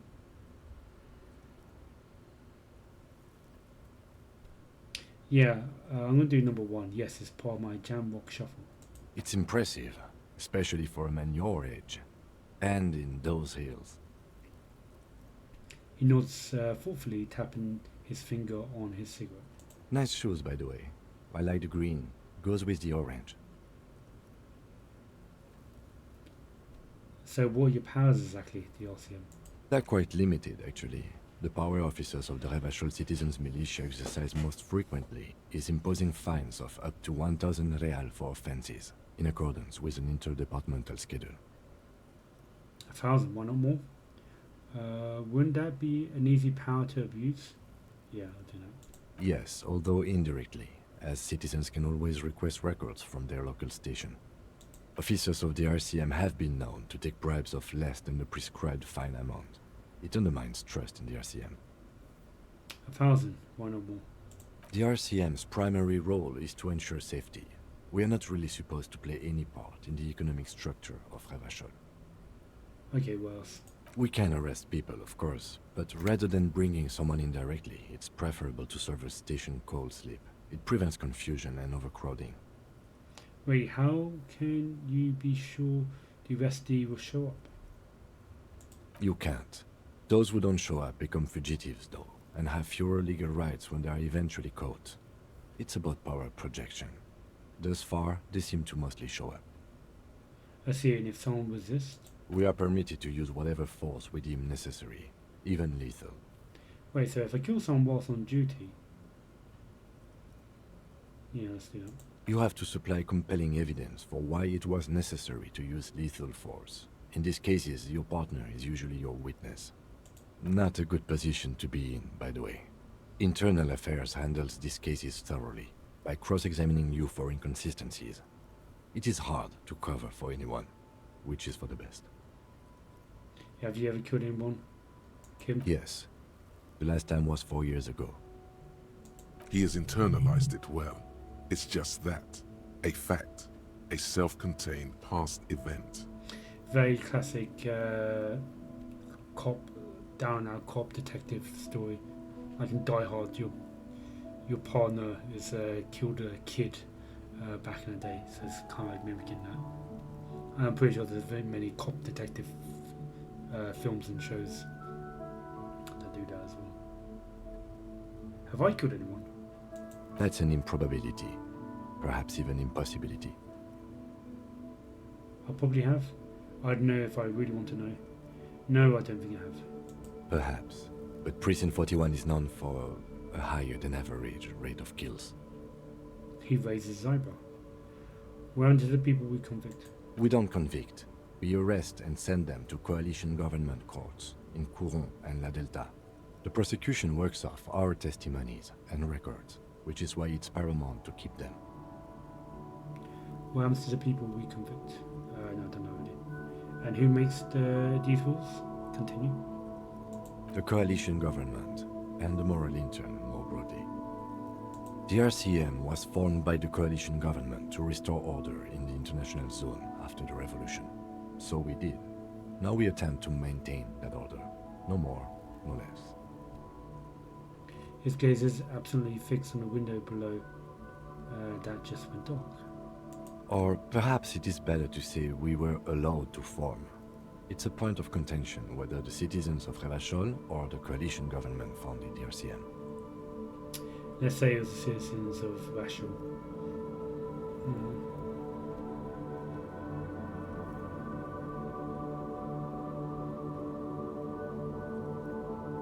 Let's say it's the citizens of Revachol. Be sentimental if you like. Either way, the moral intern leases us the right to keep the peace in this city, and they will take it away if we misuse it. Or if they think you do. The moral intern? What was that? The Moralist International are the world's largest political organization. You know who they are. They have been running this place after the revolution failed. If I didn't know, how would you describe it? Or, I really don't know, that's how bad it is here. Point at your head. I did. Okay. They're a union of center-left and center-right parties across the Real Belt. Our coalition government is just one of its many projects. They also run the ICP, EPIS, most intergovernmental organizations in the world. What do they believe in? What is their symbol? What do you think of them? I have an opinion on the Molantin. Let's do them in order. What do you believe in? What do they believe in? They are DeLoreans, They believe they continue the humanist project set forth by Her Innocence Dolores Day 4 centuries ago. Others say they are just technocrats. Dolores, that was the book I read. She was the strongest or the first? I don't remember. Those others say they continue the humanist project set forth by Dolores Day. What's the symbol? Interesting question. It's a blue forget-me-not. Their motto is love, compassion, self-discipline. I think you can gauge what they want you to think of them from that. Something kind and usual. Something almost self-explanatory. Something like the dark blue, serious color of the early night sky above. What's the forget-me-not? It's a blue forget-me-not. Motto is love, compassion, self-discipline. Also, Dolores Day is too similar to Doris Day. That's like a famous actress from the studio movies. The only film that I know her from is Calamity Jane, where she plays a cowboy. It's a comedy, but she's quite like butch, I suppose. She does quite manly things in that film. Who was Dolores Day? A historic figure? The author of the modern age? You will have to look elsewhere for opinions. The subject of humanism is too abstract for me. What do you think of them? The moral intern are a fact. I try not to have opinions on facts until they change. And it doesn't look like that's about to happen. I have an opinion on the moral interns. Conclude. Do you?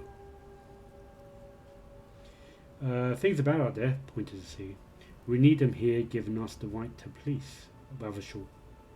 They've done an awful job here. Have you seen this place? This isn't humanist. We are stooges of the world's biggest bourgeois organisation, protecting bourgeois rights. So yeah, I'm going full on communist for that one. Matasani, immigrants, liberal clips, fucking men and turning into women. So that's going really well. Whereas one above it, the bourgeois stuff is left-wing communist stuff. The second thought, I don't have an opinion, forget about it. So I'm not going to go extreme one way or the other. They've done an awful job here, I think. You know. This isn't humanist.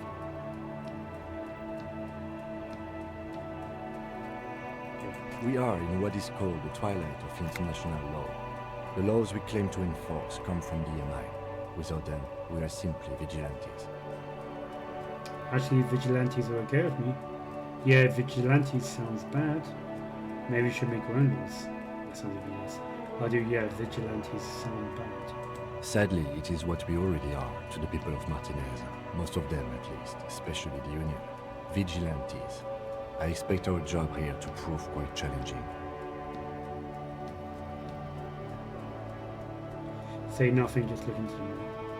The dying lights of the city shimmer below. Slowly, like luminous clouds, they pass on his lenses. The lieutenant looks at his slim cigarette, contemplating the next drag. An aerostatic passes overhead, the whiskers of its floodlights on the ground below. Kitsuradi's glasses light up as he looks to the sky. Two glowing circles. That's cool. We need to get a drawing of that. I might actually try to do a drawing of that. The aerostatic passes overhead, the whiskers of his floodlights on the ground below. They really don't like us here. And the mouth on that kid, Kuno. It's different in land, in Jamrock, in the GRIH.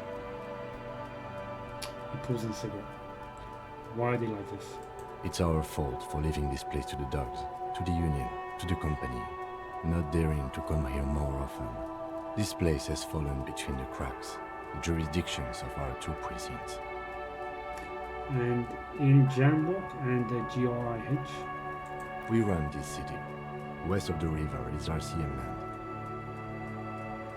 He looks at the dark silhouette of the Esquarian monument carved into the night sky. Esquarian. It's incredibly hard. Human beings are. But we are in control, and it's worth it. The organization works, our systems work. If they didn't, the city would disintegrate. I hope our investigation will help improve the situation here. At least do some good. Yeah, I'll do that. Me too. But I wouldn't count on any drastic changes in our lifetimes. He is very tired, but the dark circles under his eyes make him look younger, not older. Alright, cool. Well, at least we're finishing up before midnight. Thank you for this. Leave. Yeah, it's getting very cold now. Let's go.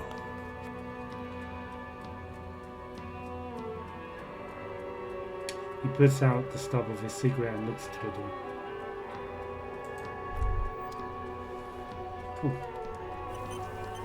Need to save. Yeah, let's do a proper save as well.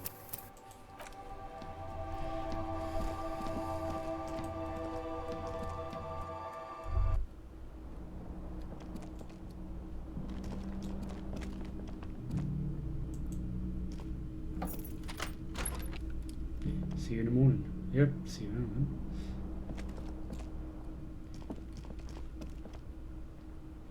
Bye. What do we have? Let's check the mirror one last time.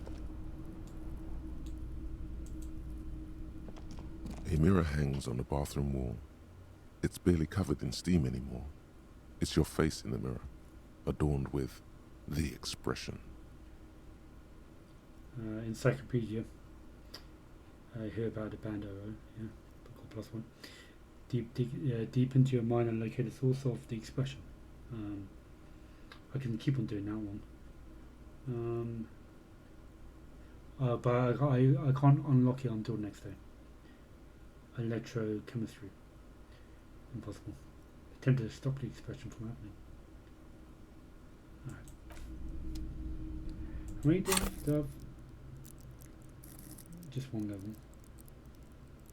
Total 7. Yeah, we'll figure out what to do next. Hand-eye coordination would be good. Although I'm on number 4, so that's quite high up. Pain threshold might be cool. Electrochemistry as well. The animal within you, the beast longing to be unleashed and indulge and enjoy, enables you to take drugs with fewer negative side effects. And also enables you to better investigate lurid matters. If you need to understand a chemical breakdown or talk to someone blasted out of their mind, or understand sexual dynamics, electrochemistry is good, basically. Shivers, let's check that out. When the temperature drops and you become more keenly aware of your surroundings, enables you to hear the city yourself, and truly belong to the streets. Supernatural ability. Half-light is your flow of fight response, enables you to sense the way situations are about to turn. I feel like I got level 1 once, because this is one I'm worst at. Just going to read it by myself for a sec. So this is empathy. Authority urges you to certain reset your dominance. You spirit the corpse. It's the very spirit of policing. Right. I don't feel inclined to level any of these up. What's this? Suggestion. Urges a soft power approach. If people think they want what they want, you already want. Escape has enabled you to employ ideas. Alright. Yeah. Suggestion is actually literally 0. Well, I don't need to use any of these just yet. Oh yeah, how's this one going? 53 minutes left. Yeah, I'm not doing that. And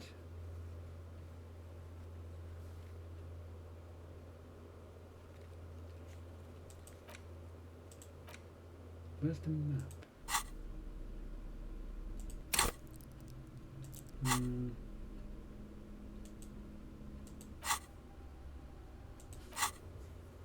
Yeah, that was it, that's what I was looking for.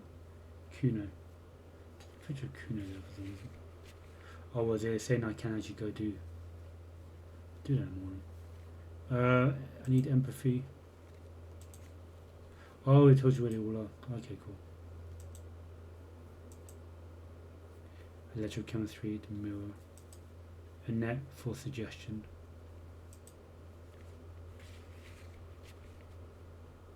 Volition.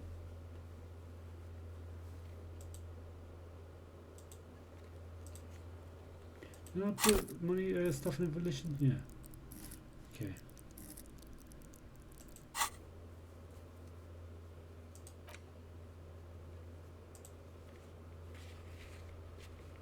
Cargo door. Cargo container. Rhetoric impossible. Man from the series. Apple. Oh, we got a lot more. Oh, you know what? I'll come back. I want to go to bed before the night's over. Before it hits midnight. The bed is cold and not particularly inviting, but it's yours. The sheets look awful. Yeah, let's call him. The sheets feel at once coarse and clammy against your skin. The bed sags beneath your weight as you stretch out and finally close your eyes. Cool, day one complete.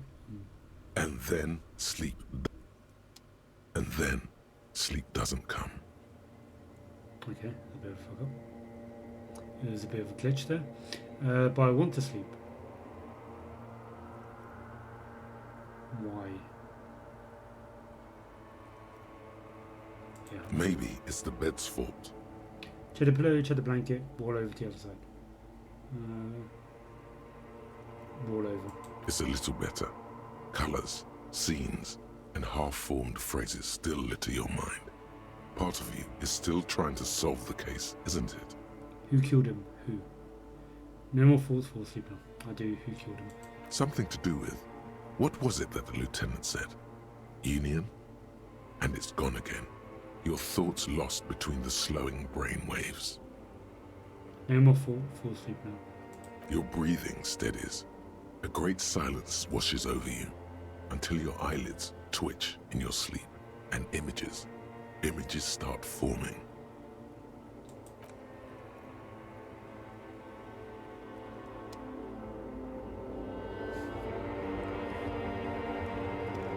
Alright, in dream mode.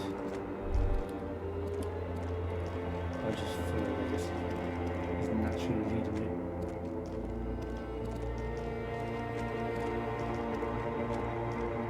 Oh, we've got a disco ball. And I am the corpse. Yeah. Do you remember the scent of your childhood?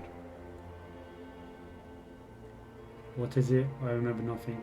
I was born in a hospital where people usually go to die. What is this? Yeah, I do. What is this? What it says on the can, Harry. Answer the question. I was born in a hospital where people usually go to die. Yeah. You're not kidding anyone, Harry. You don't remember shit. Tell me, do you remember your wife's hand on your face? No. Tell me what this is. I'm not answering before you tell me who you are. You said who? I left. I was left. Tell me what this is. I'm not answering before you tell me who you are. You know who I am. I'm the bad day. The one where you ask her, and then later in the streets, wandering. It's the worst day of all time, Harry dear. And it's coming. She will hear about it on the phone. Yes, am I dead? Reality will turn into a grotesque nightmare. This will be the last thing you did to her. Tell me, do you remember the love of your life? He said who? Do you remember the warmth of her thighs, between her legs and in her mouth? I left or I was left?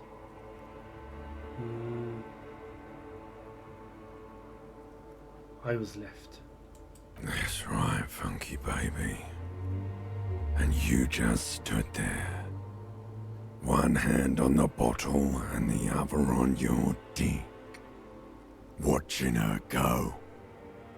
Let it all be dragged away from you. Tell me, where are your friends? Human beings have friends, Harry boy. Where the hell are yours? I can get it all back. I don't want to come back. I can get it all back. No, it's gone. 3 times gone and never coming back. You failed. You failed me. You failed Elysium. What is Elysium? I've talked to you before. I can come back from this. What is Elysium? Everything. The Pale and the Useless. On the surface. The outer magnetosphere. Burning, furious truth. 8,000 years of written history. You really dropped the ball, Harry. 4.6 billion people. And you failed every single one of them. You really fucked up. I've talked to you before. No, Harry. You were just talking to yourself. That's all you ever do. Even in your dreams. And the act is wearing thin. The spots of the disco ball fade around you. You'll be back in those cold snakeskins in no time. Sweating up the bed. Stinky boy. I can come back from this. You're not coming back from shit. Thrashing around in that high conductivity state of yours. Bumping into things and acting like a clown. Who are you kidding? I'm trying to solve this case. My mind is tired and broken. Help me. I'm going to try and solve this case. You're trying to what? I can't hear you. This is just a word dream now. Jumbled up garbage. The pictures are gone. The bed rises to meet you. A thin, sleep-like state. More glass than velvet. Grinding in your head. So something is wrong. Sleep shouldn't be this bad, this dry, this unnourishing. There's something wrong with your thoughts. Some kind of new type of hangover. God, there's another type? Oh yes, party boy, and it's worse than the one before. Just think of the shit you saw. Here it comes too, so soon already. A silent alarm goes off in your head like clockwork, barely let you sleep at all. Time to get those clothes on, Harry. Time to go to work in the shit factory. Man, my subconscious is fucked. They could be a little bit more helpful.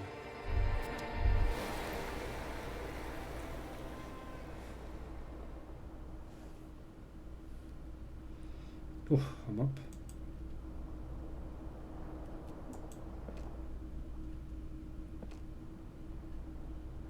Good going, buddy.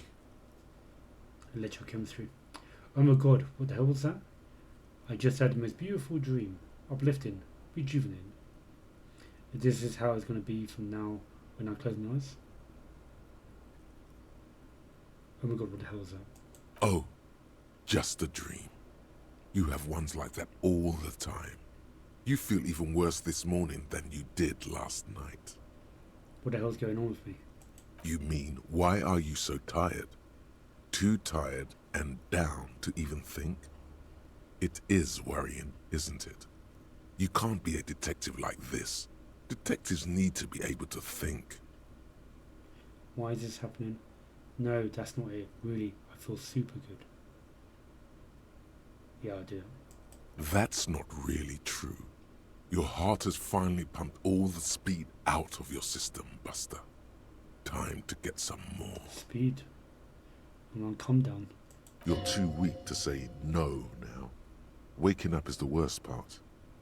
Maybe somewhere down the line you could decline. Wait, what is speed? I need to get more of it then. Detecting is my life. Opt in. No, I can take this. I'm not gonna go looking for speed. I'll do... What is speed? No. No, I can take this. I'm not gonna go looking for speed. Are you sure? Ready to live as this pathetic shell of yourself for days? Basically, a week. Let's be honest, 2 weeks. Maybe 3. You won't make it. Half the town will be dead by then. You will be fired. Who am I kidding? Of course I want some speed. Opt in. Or that's a lie. I can do this without the speed. Half the town would be dead. Won't be dead. Opt out. Suit yourself. Slow, sad shell man. See how you do without your spark.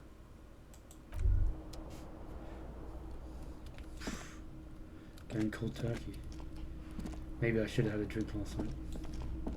Is this pathetic? A mirror hangs on the bathroom wall. It's barely covered in steam anymore. It's your face in the mirror, adorned with the expression.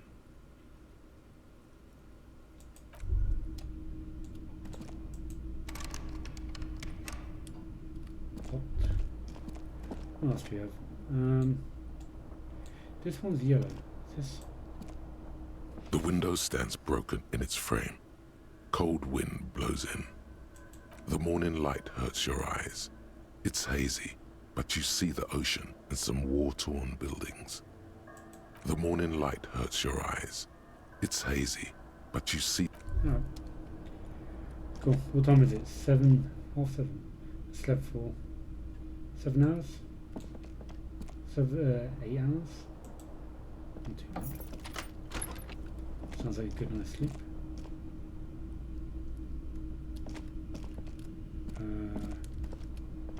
What should I do?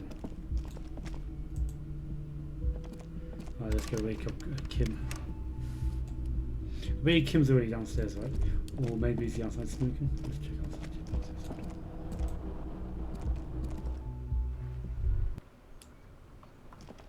When I went to Japan last year,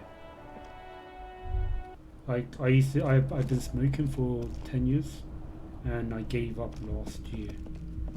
So I've quit smoking now for a year and a half. But when I went to Japan, I allowed myself cigarettes when I go on holiday. And when I went to Japan, I smoked. But the need for smoking is kind of gone now for me. So it's not as enjoyable as before. But yeah, when I was in Japan, I used to have a cigarette, 1 in the morning and 1 just before I go to bed. So it's just kind of reminded me of that. Also, yeah, there's still some part of me who kind of wants a cigarette every now and again. I think seeing Kim smoke kind of made me want to have a cigarette. The door is closed. I believe. Not gonna annoy her. Oh, we've got shit going on.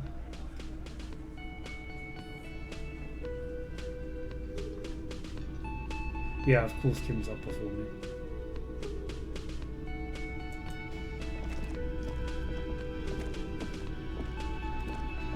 Morning.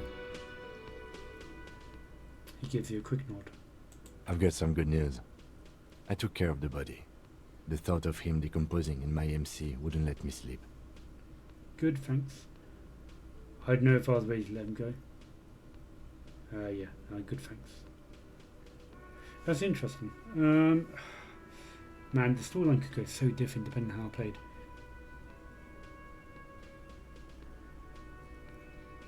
It was too late to take him back to the station yesterday. If I managed to do it earlier on in the day, then I've been able to go to the station earlier. or if I didn't actually like let the corpse off the tree, then he would not be able to send it back. Yeah, alright, fine. Good, thanks. I'm just glad he's gone. We have other matters to attend to. The lieutenant is downplaying his contribution. He got up before sunrise to get this done, and now he's quite pleased with himself for taking care of the gruesome business so efficiently. Does he actually, did he actually get much sleep though? The Union muscle finally turned up, and they look rowdy. We need to talk to them. Why do we need to talk to them? Yeah, well, we have to investigate, so we'll do that. What do you mean, rowdy? Are these the men God told us about yesterday? Yeah. I completely forgot. Sorry, I had a rough night's sleep. It's them by the looks of it. Loud and nasty, just like the manager said. One loose thread less to worry about, and one big problem to replace it. Find out who is in the Union box, gain 30 experience.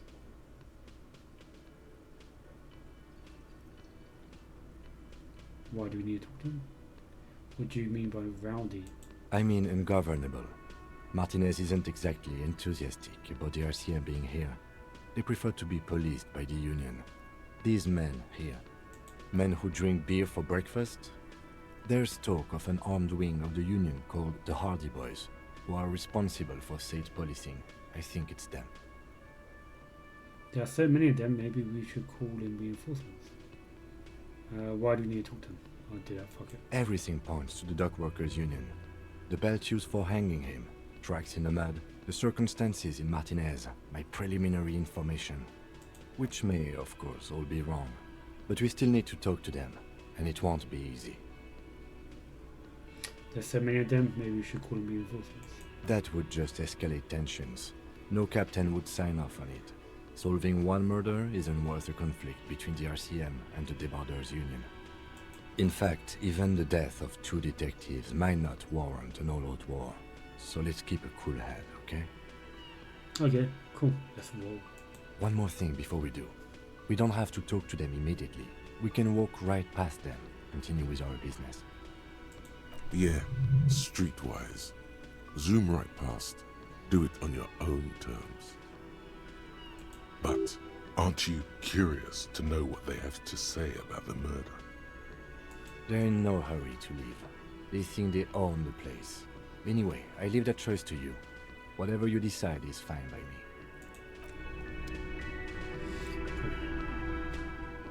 Alright, I'm gonna have a break. It's 8 o'clock now, so it's a good time to break for 20 minutes. Yeah, rolling really into it now. Really enjoying it. Yeah. I need to go for a piss as well. So I'll talk some more when I get back. Alright, cool. Alright, well, see you guys in 20 minutes, I think. Alright, see you.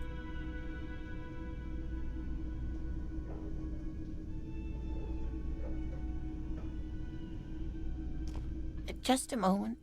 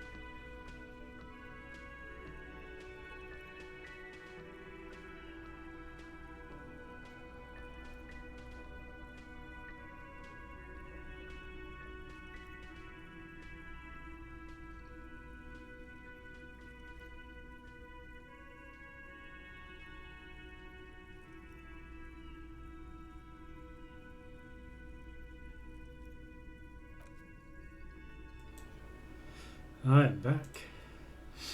Yeah, this game's fucking good. I really love it.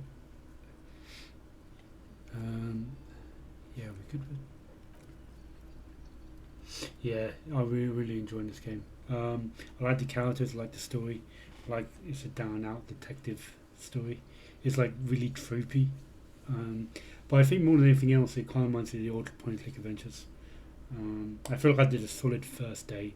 I done everything with the body that I needed to do. And now I'm basically... Yeah, the sidekick as well. Kim's a very good, like supporting character.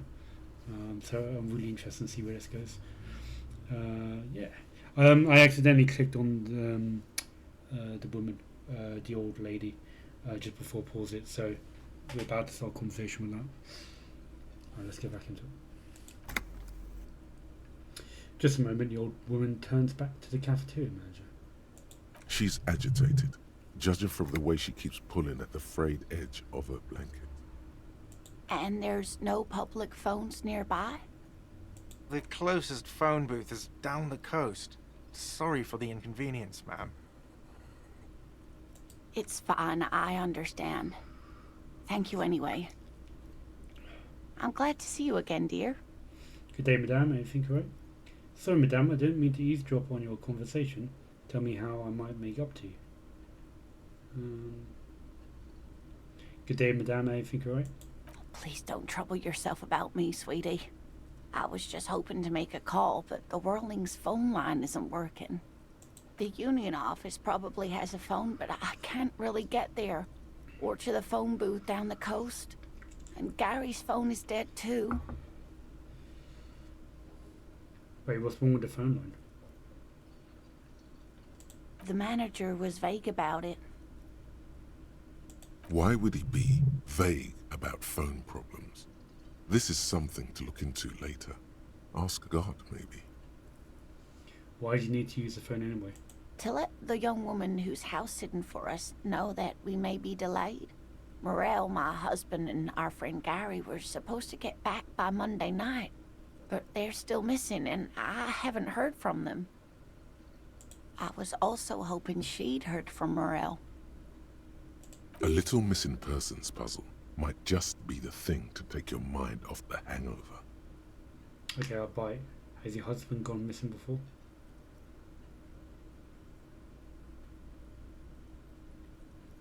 Yeah. That's just it. This isn't like him at all. He always plans his expeditions so carefully. But you have more important things to worry about. More important than a missing expedition? I don't know. Expeditions often lead to something interesting. Was this expedition your husband was on? So your husband is some kind of scientist? Tell me more about morale, looks, character, your relationship. What expedition was he on? Just some field work, sweetie. Morel is a highly trained scientist. He and his assistant Gary are studying an extremely rare species of insect. But they should have returned by now. They were just going down the coast across the water lock to set a few traps. He said they'd be back on Monday. What could be keeping them? The water lock. That was broken. Could this be it? Yeah, I was thinking that, yeah. Wait, who's this Gary person? Do you trust him? Oh, sweetie, it's nothing like that. Gary's as loyal as they come. I trust him with my husband's life any day. The water lock to the other side of the coast is broken. They're probably just stuck over there. Oh my. What happened to the water lock? Well, you know, it blocked by a big buttered billboard. It fell right into the water. Yep. Oh, sweetie. If it weren't for you, I'd be looking forward to another sleepless night. Thank you from the bottom of my heart.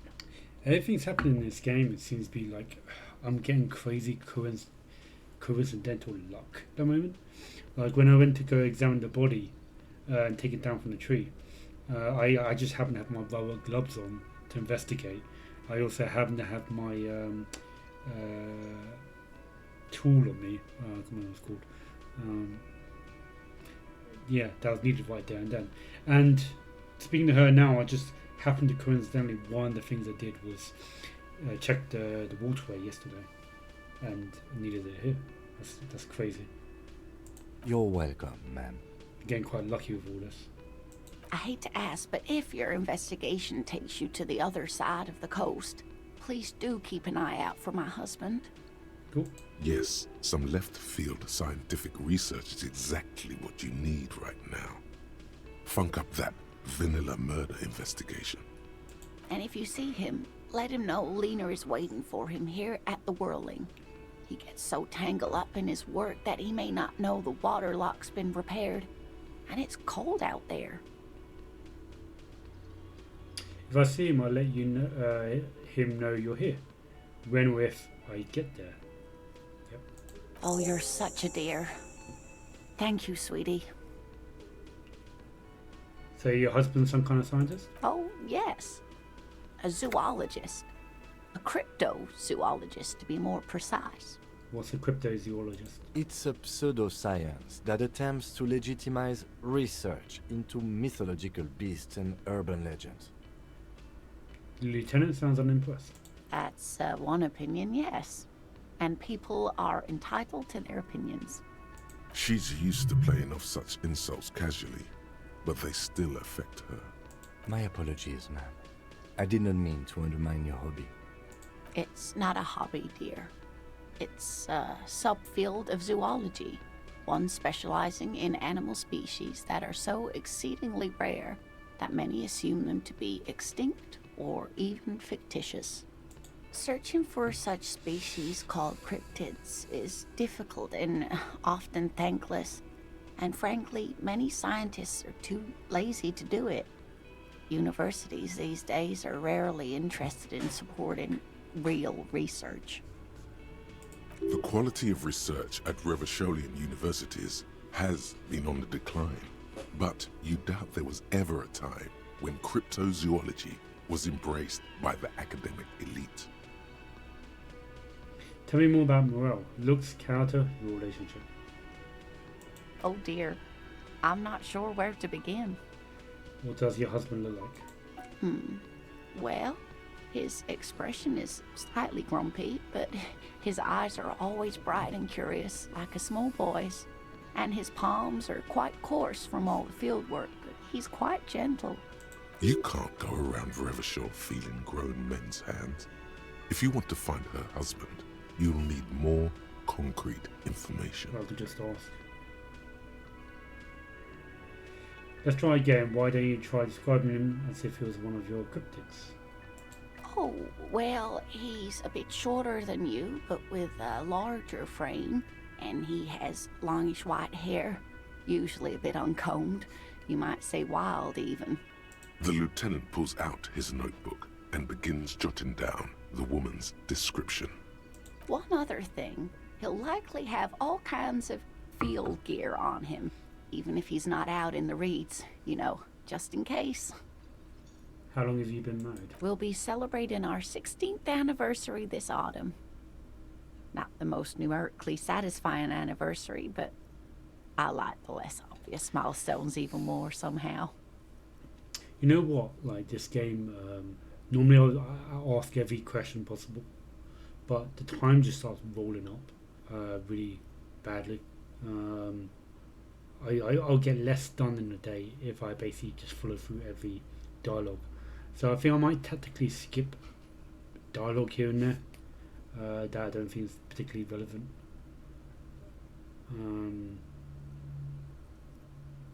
I think I have all the information I need. Let's move on. I hope I've been useful. Oof.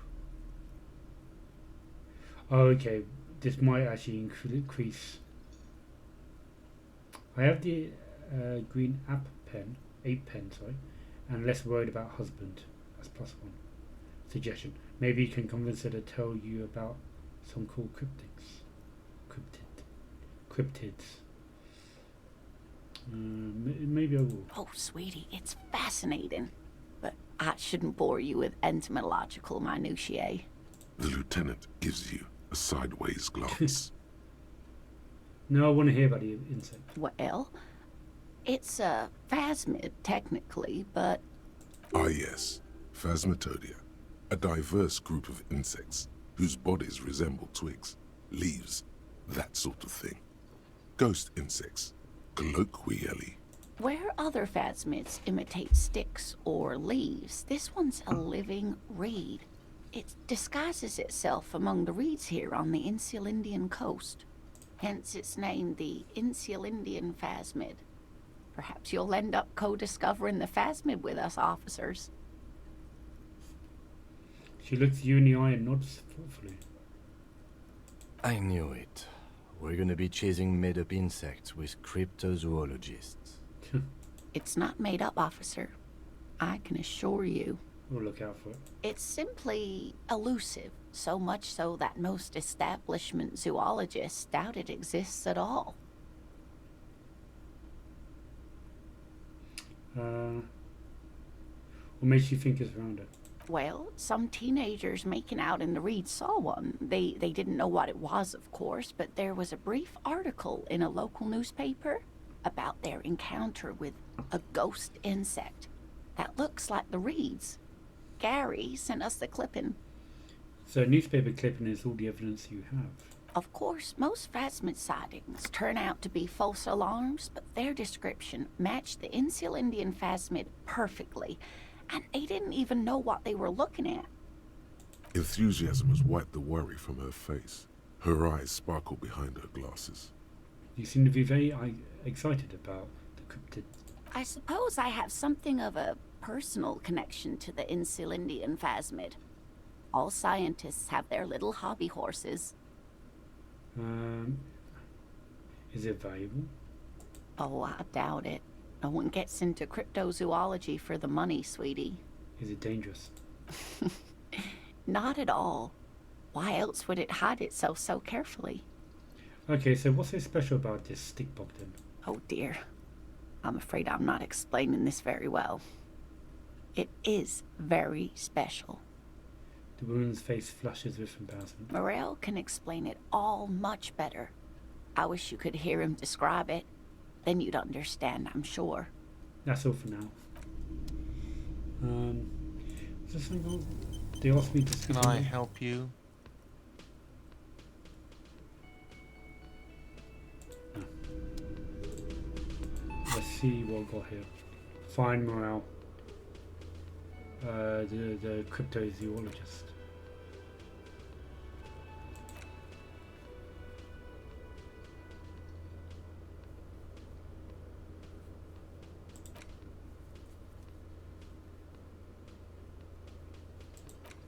Find booze and drink it. The hangover feels really bad. You have to take the edge off.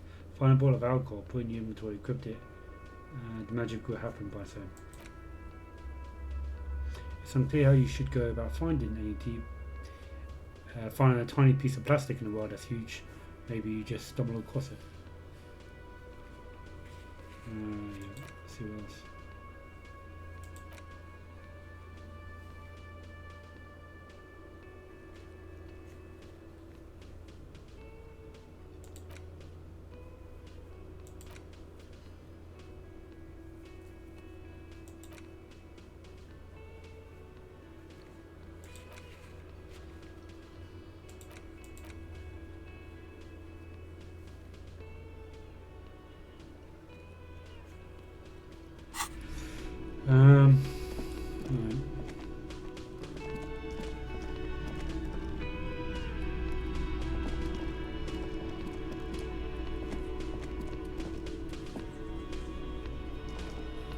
Right. Save again. I don't know if I saved already.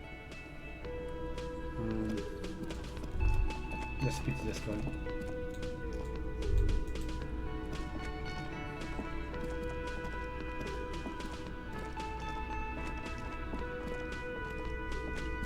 They say money can't buy you happiness.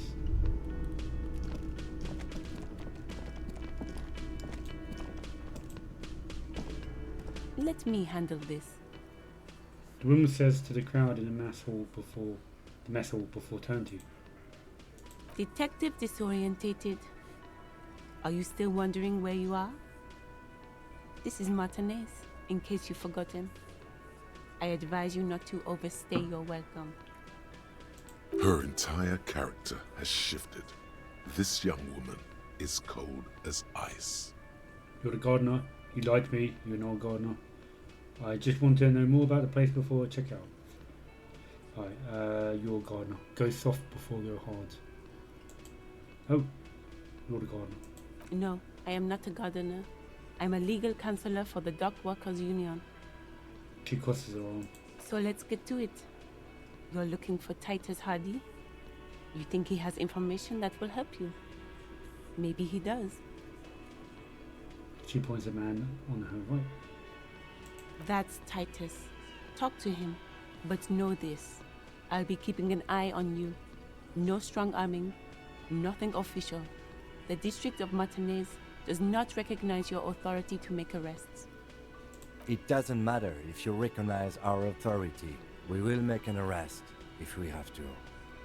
She says nothing. Her glare speaks for her. Could this be the Miss Beaufort that Easy Leo mentioned? The one Mr. Everard sent to law school? What's your role in all this? Are you Lizzie, Elizabeth, Miss Belfort?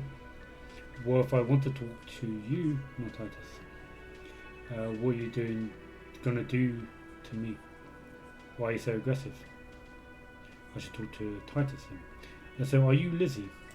I suggest not wasting time on trivial pleasantries and focusing on why you are actually here. Titus Hardy. She points to a tall man by the table. Even though she has excellent control over herself, something moved behind her eyes. In the way she stands. In her face. Easy, Leo told me about you. He likes to talk a lot. Yeah. You are not here to chat up the legal counsel. You are here to question these men. Alright, fine. Well, if I want to talk to you, not Titus. Yeah. What you want is of no significance, officer. Don't test your authority. In Martinez, you are no one. Yeah, I like the first day is kind of like introducing you to the mechanics, and it seems like jumped up in difficulty a bit. Or it feels like it's going to, at least anyway. I feel like I'm going to get fucked by these guys in here. What are you going to do to me? Why are you so aggressive? I should talk to Titus then. Yeah, I'm not going to do anything aggressive. Save again. Just saving every 5 seconds then. Can I level up? I haven't. I already done the physical instrument. Alright, cool. Alright, well, I could come back here later and probably level up, but you know what? Fuck it, I'll give it a shot. There's a bowl. There's spit in it. Weaken on tobacco.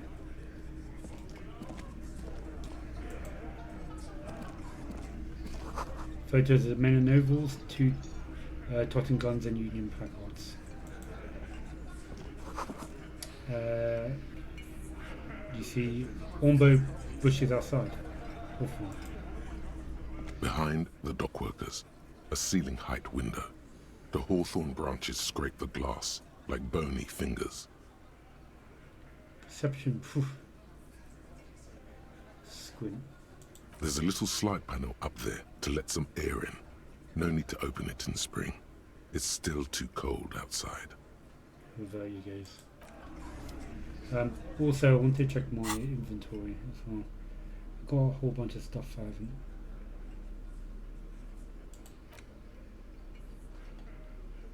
Done. Instant photo tattoos. Let's interact with that. An intricate web of blue lines stretches across the torso of the hanged man, from the right shoulder to the solar plexus. Each time the lines intersect, a small white star is formed in their crossing.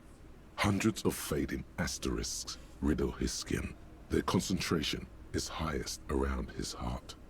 It almost looks like the electronic patterns inside a radio computer or an old filament memory. But not quite. Who are you? Gone. What's the meaning of this tattoo? For you to discover. You've gotten as far as you will without assistance. Someone who knows about history could tell you. Put further away.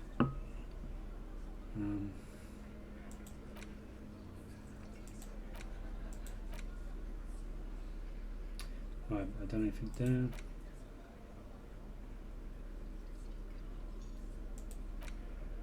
Postcard. Oh yeah, I have a rifle.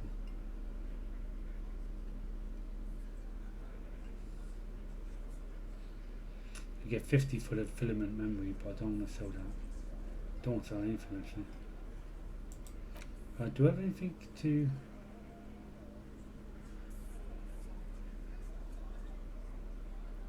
help me out here? I could have a gun in my hand, but that'll probably antagonize them. I might antagonize them with the tools in my hand actually. I'll just take them off and say so.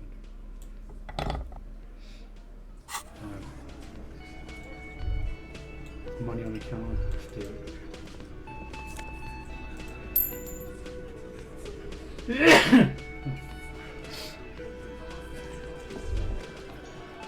Alright, let's go into it.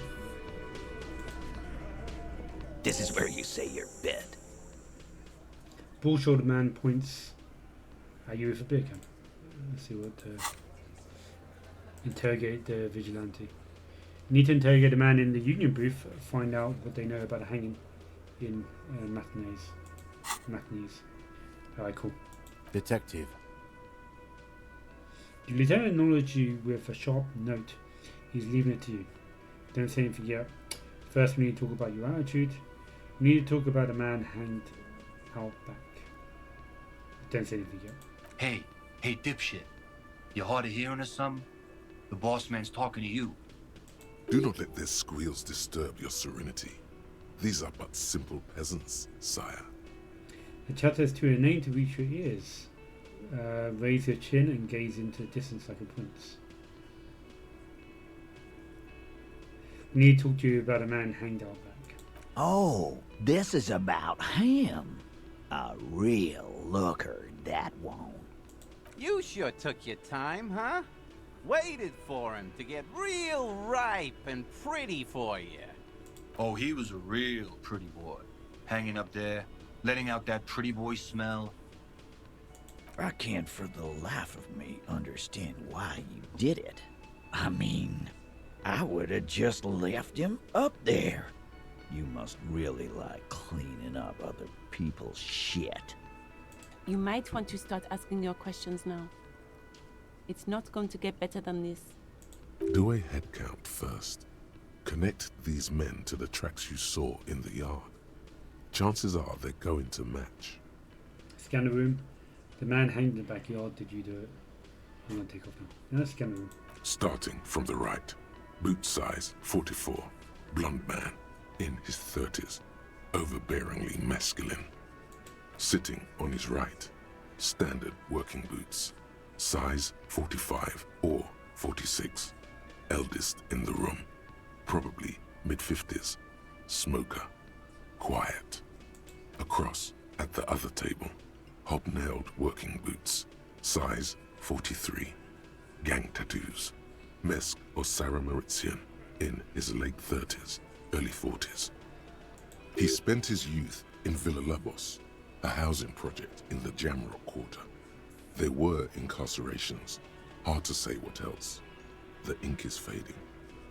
And then, standard working boot. Steel reinforced toes. Size 46. The big dick.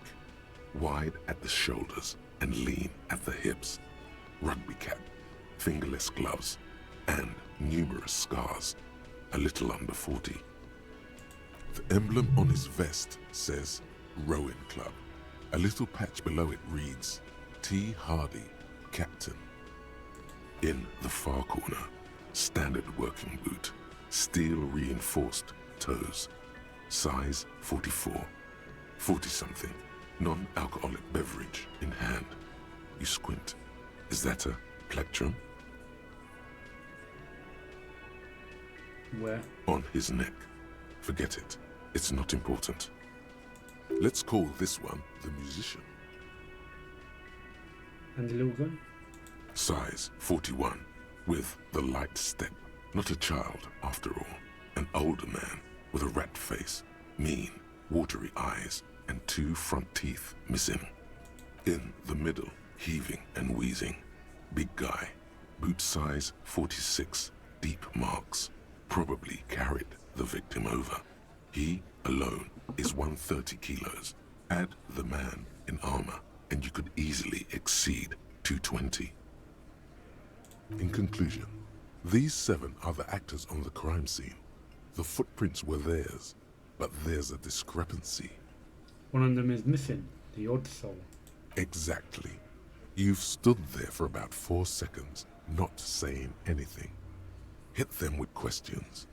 Where's the 8th Hardy? The fuck is with you, fella? Titus is staring at you with his head tilted. The man hanged in the backyard. Did you do it? No, I did not. I found 8 sets of footprints, but there's only 7 of you. Where's the 8th Hardy boy? Yeah, fuck, I did that. What are you talking about, madman? There's no 8th Hardy boy. There's 7 of us and we're all here. He sizes you up. Or what? You want to be the 8th Hardy boy? We ain't hiring. He shakes his head. Actually, boss, we've been talking and we think she could maybe... She? So there's an 8th Hardy, and it's a Hardy girl? Who might it be? Elizabeth? Yeah, that's the first The guess. gardener? Shut the fuck up, Glenn! I do the talking here. Now what the fuck do you want, cop? It has to be good, if he won't let you pursue it. Looks like the lieutenant thinks so too. So let me get this straight.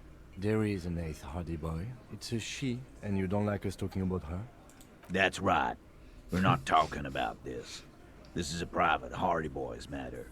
Nothing to do with your shit. End. He points at the lieutenant. You're not cops here. Don't go digging around if you don't want a bullet in the back of your head. I'm watching you. Good. We are all watching each other. Officer, your question. Yeah, it can be awesome. The man hanged in the backyard. Did you do it? Yeah, that's just how I ask. Fuck it. The pretty boy. You guys really love talking about that pretty boy. Funny. But my partner and I have a serious matter to discuss with you. Why there's a container belt around the dead man's neck? Why are your boot prints all over the scene? I have spoken to a dead man in a bizarre occult vision. You involved somehow, I just don't know yet. Let's go and check this out quickly. Ace is low. My empathy goes up.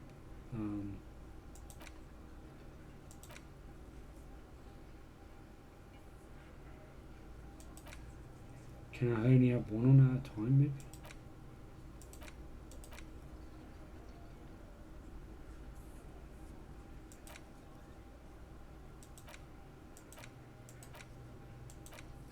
I can only have 2 on any one time, is that correct?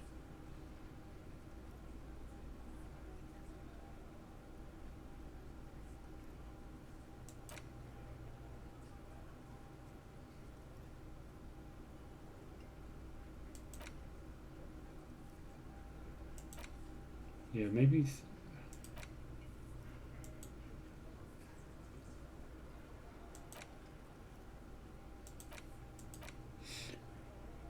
Well, I can't forget anything. Leslie down, I'm not sure. Right.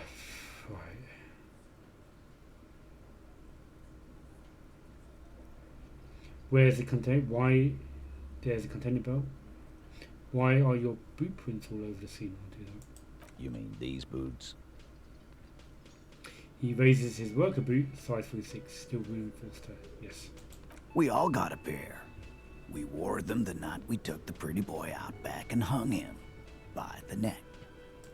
Yeah, we did this. Together. All of us. Until he was dead. That's why our prints are all over the scene. There's a catch hidden somewhere. He didn't confess so that you could take them all away. It's too simple. But there's a catch. Ah, so you just confessed to murder? That's it, game over. We got the perpetrator. But there's a catch? Squinty eyes. There is no catch. These 7 honest men have all equally come forth to tell you what happened, so that you don't waste any more of your time. All 7 together. They're diluting responsibility. It's an anti-arrest tactic. You murdered him just like that? No remorse? Who called the shots last night? When did this hanging incident occur? Why did you kill him? How did you kill him? Why don't I just arrest you? Step closer, Titus. Who called the shots last night? Are you deaf? There will be no singling anyone out. You can't arrest a hardy boy without arresting all hardy boys. Fair enough. Do you think you could do that? Do you think you could arrest them all? A shadow of smoke passes her lips, and she tilts her head back. A trick question. Don't let her lead the conversation. Address Elizabeth. I don't have to. One of them was more complicit than others. Address Titus. No, but seriously, who calls the shots around her? Address Elizabeth. That's for the courts in Le Jardin to decide. Not for the officer making an arrest. Which we all know you won't be. What you can do right now is go back to your station and write a report. No. We'll stay here and discuss what happened that night. You murdered him just like that? No remorse? When did this happen? You don't have to keep answering his questions. The fixer turned to remind Titus. I know, Lizzie. Relax. We killed him last Sunday night. Seemed like a good way to end the week. How long have you known the victim? Known him? We don't associate with scum like that, asshole. Yeah! Who do you think we are? Quiet. He came around about 3 weeks ago when that Pines cow first sailed into town. Happy? By the Pines cow, you mean the representative for White Pines? The shipping company you are striking against? No. I mean the Pines cow. The stupid-ass cow they sent in to fuck us over. But you know what? Is that the guy in the container? Why don't you ask her about the pretty boy? I'm sure she has interesting things to say when you ask her hard enough. That's enough insinuation for today, Titus. Officer, your interview is drawing to an end. Don't waste your last questions. Oof. Alright, well, we gotta get as much information as we can. You murdered him just like that, no remorse. Why did you kill him? How did you kill him?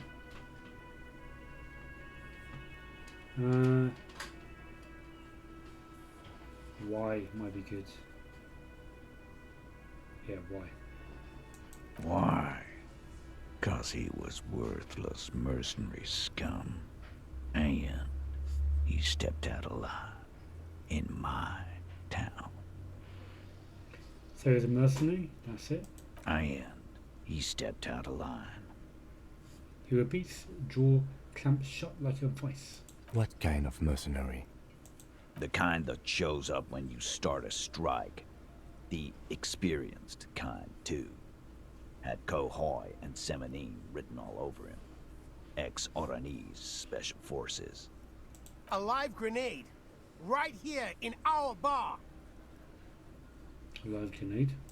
I can't prove it. But I know he was sent by the Wild Pines. They hire merc shit like that. Story of every strike from here to Samara. Hold on, how do you even know he was in Special Forces?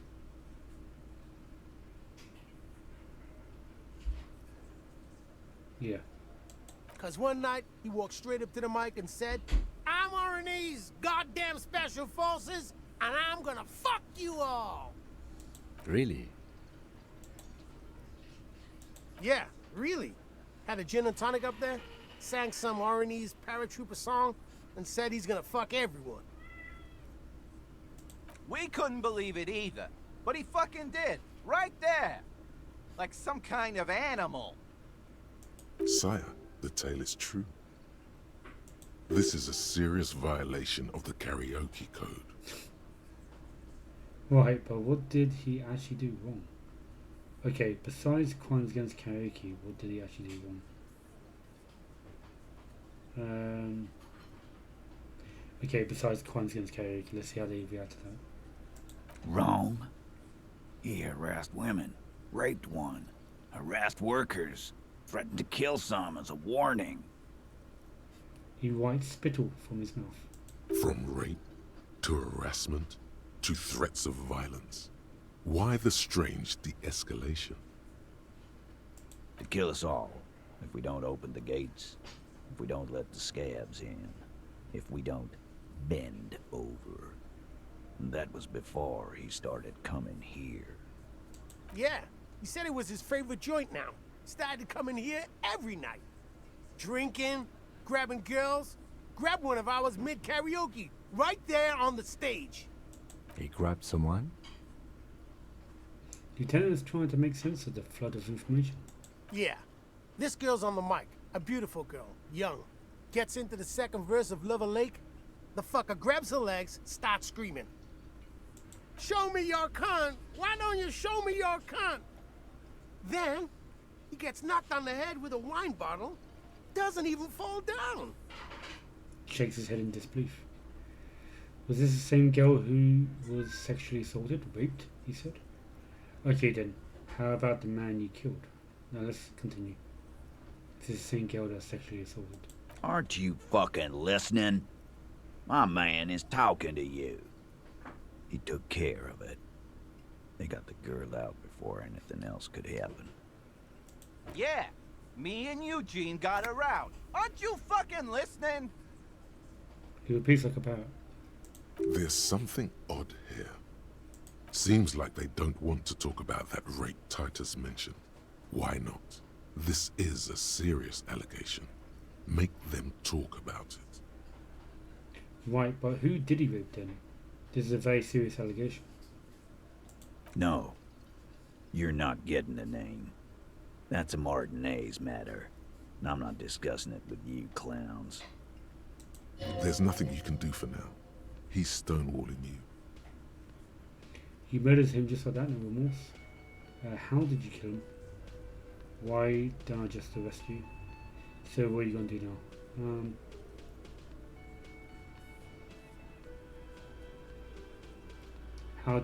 Yeah, well, she said one more question. Do I want to push it? Yeah, let's push it. How did you kill him? We hanged him up by his neck until he got real still. Wasn't that obvious, Copper? Didn't they teach you anything at the cop school, idiot? The autopsy showed there were no ligature marks. His hands were not tied. Can you explain that? The lieutenant goes in for the leg sweep. Titus does not see it coming. Look, I'm not gonna play 20 questions with you, Capo. I'll say it again. We killed him. Yeah, I knocked him out. Came up behind him and clapped him in the back of the head. He went down like a sack of sand. That's right, lawman. And then we hanged the fuck. Make them a bit more uncomfortable first. Then see if it all adds up. Mr. Tats, what did you use to knock the victim out? Where did all this action take place? Ooh, quite high on the composure. +1 for strange answer to the tie hands. Alright. Yeah, let's do that. The composure. Come on, roll me good. Actually, they're admirably, surprisingly composed. The entire room. Given how many questions you've lobbed their way. All of them. Maybe one of them is fidgeting, cracking under pressure. Well, this one. But he's always fidgeting, so don't get your hopes up. 72%. It's a bit annoying. Well, at least nothing bad happened to me because of it. Mr. Tats, what did you use to knock the victim out? Where did all this action take place?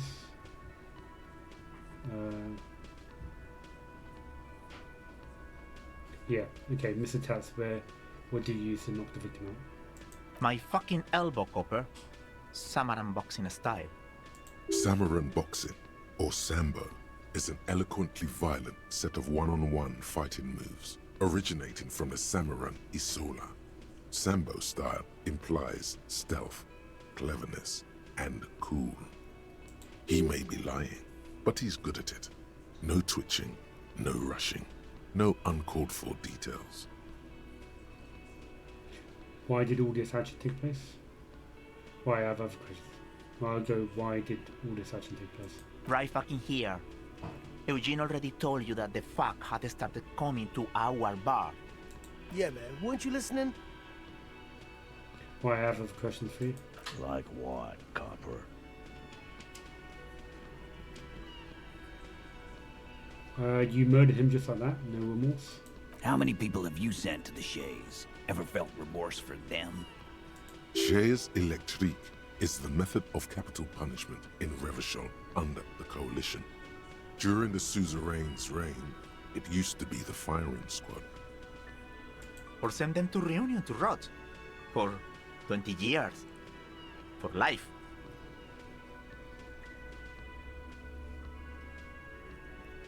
He says it as if it was worse than dying. Any reunion? What's that? And reunion, what's that? Yes, but these were all bad people, criminals, the scum of the earth. Look, I'm just doing my job, that's all.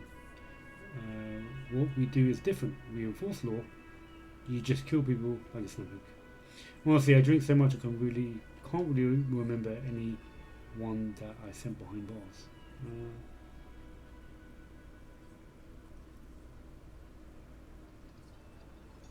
And reunion, what's that? The River Esperance Correctional Facility, a military prison run by the Coalition, dubbed Reunion by the inmates. The origin of the name is unknown.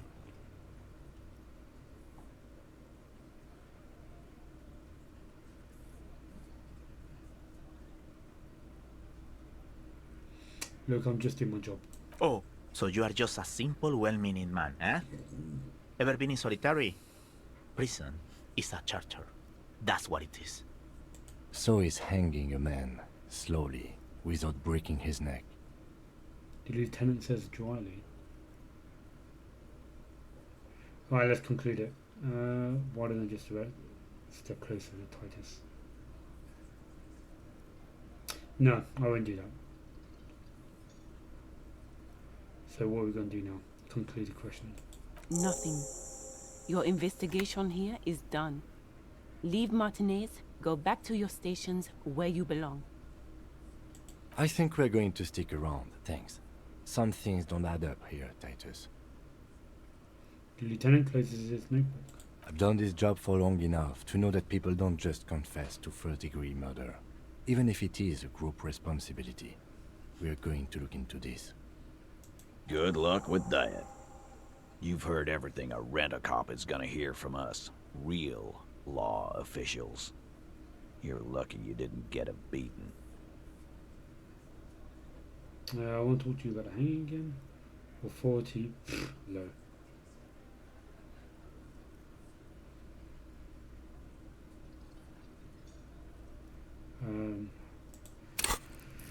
Well, I got 2 skill points. Everything on the psyche needs to go up. Like my empathy and authority is bad. And suggestions even worse. Let's do 1 on authority.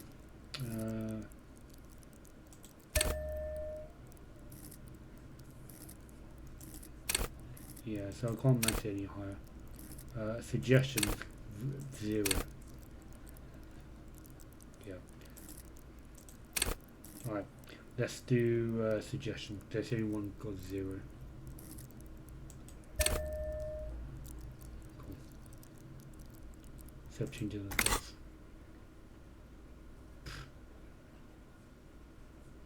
Still low. No worries. Here, talk about hanging again. Again. Just get the dead guy's autograph, since you're his biggest fan. Good one, Titus. No questions. About fucking time. Gonna take off. Cool. That one's smooth enough. Titus, you're told to keep a low profile. Aces low. Full complete quality. For the rest of the world, the aces low is just some cool Revachol thing, politically neutral. In Revachol, it still holds revolutionary connotations. Also, have you looked at Lieutenant Kitsuragi's clothes? He wears a bomber jacket, just like the ones worn by aerostatic brigades. And those cargo pants look like they could fit tools for hot-fixing your burning aerostatic.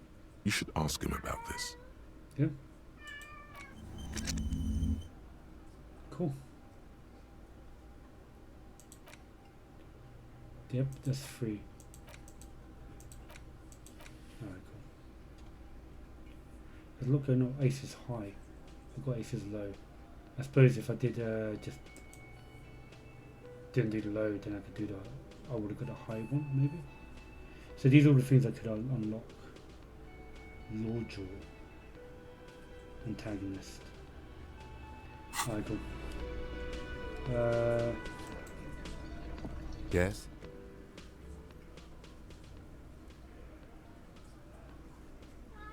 What about me? Kim, you're wearing a Revolutionary Air Brigade jacket, aren't you? What? This? It's just seasonal clothing. Susie, you? Susie. Susie. Susie. No? Try and call Cersei. Oh, there you go.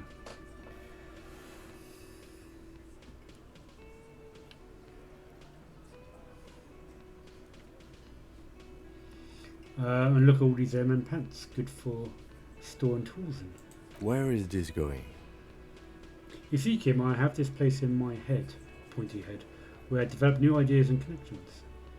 Or, nowhere, let's change the subject. Let's do the top one. Interesting. I think it's called a brain. It's no mere brain.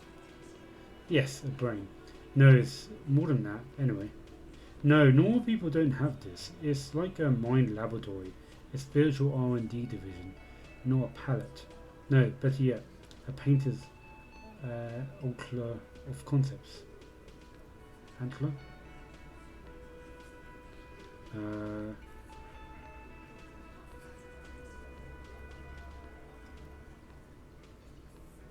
Yeah, let's do number 3. Okay, art cup. Okay, indeed, and in this altar, I have realized that you harbor some kind of sentiment towards the Revolutionary Air Brigades. That's it, I just wanted you to know I had this thing. Well, let's go to the top one. Antler, is it? I do not harbor a sentiment for Revolutionary Air Brigades in particular. Just air brigades in? Okay, I wanted to become an aerostatic pilot. Then I turned 10 and realized we no longer have an air force.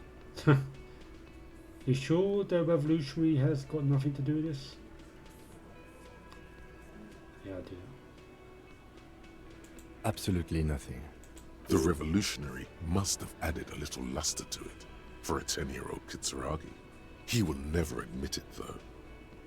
Absolutely nothing? Yeah, that's right. I've noticed. And okay, the Revolution employed a more forward-looking H-rotor design. Their blades were foldable, and their pilots were better trained and motivated. I see this from a purely tactical standpoint, of course.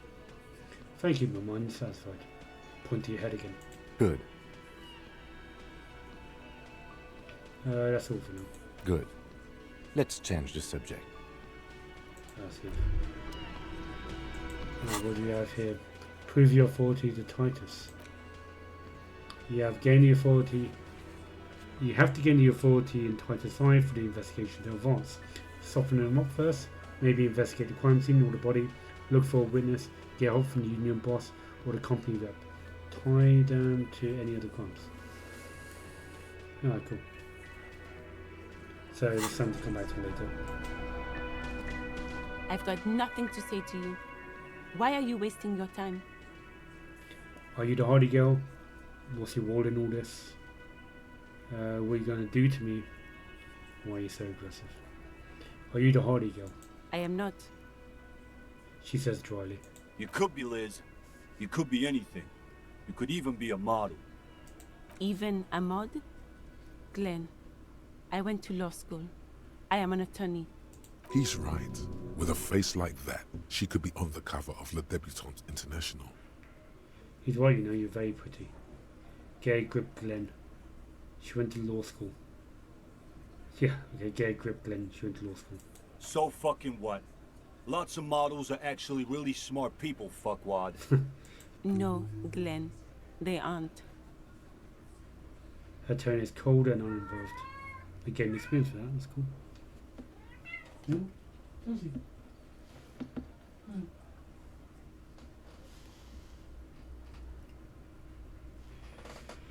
Right. This didn't change her opinion of you. Maybe it did. It's not her. She's not a hardy girl. Definitely. What's your role in all this? Like I already told you, I'm a legal counselor. Do you have hearing problems? What are you going to do to me? Why are you so aggressive? Aggressive? You make your living enforcing violence. These people are just dock workers.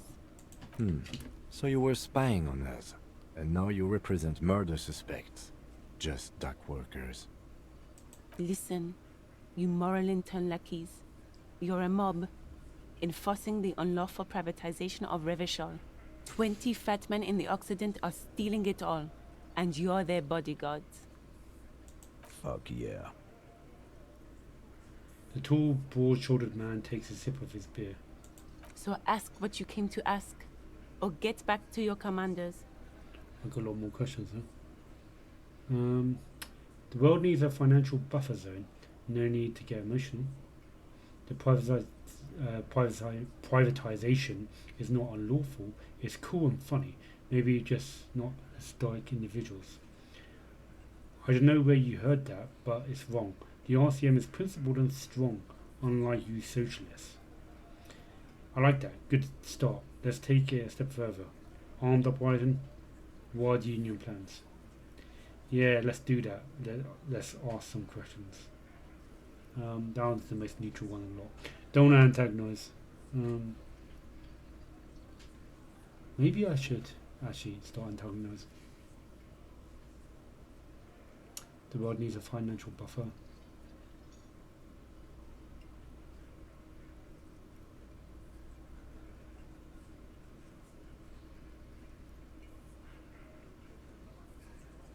Well, the RCM is not principled and strong, I'm not going to say that. Especially when it's like unlike you socialists. Yeah, okay, I like this one. I like that, good start. Let's take it a step further.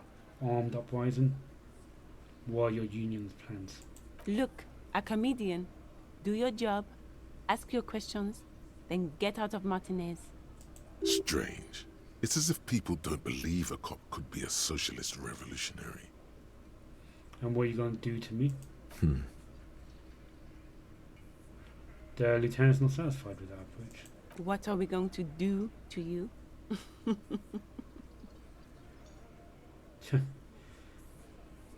She starts laughing. It's a cold laughter devoid of joy. The union isn't going to do anything to you.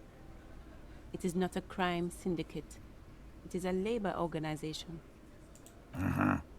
Goddamn right it is. If anything, it is the RCM who do things to people. But we digress. Maybe we should talk later. Alright, cool. I think that went good enough.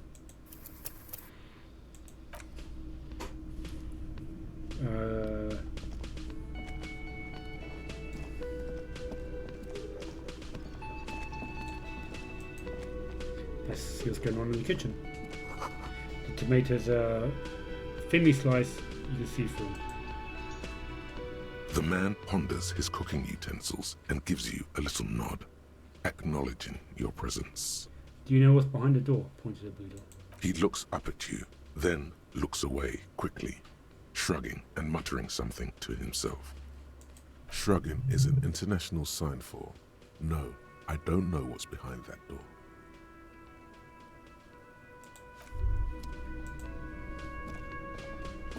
You see a heavy steel door with a...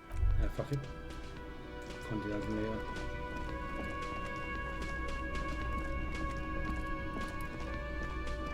later. Right, cool. I think we're good for here for now. 9 AM. What are our missions? Find morale. Prove the authority of Titus Hardy. Prove your authority to Titus.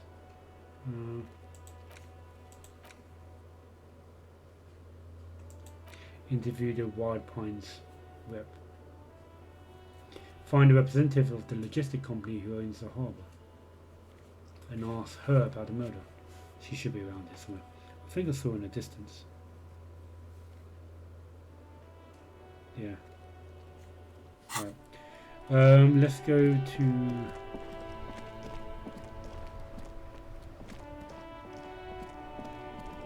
the sign on the ground.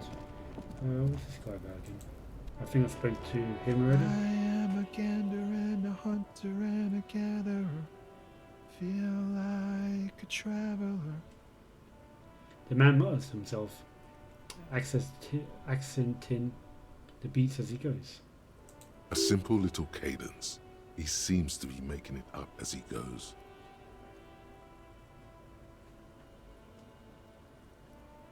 Keep listening.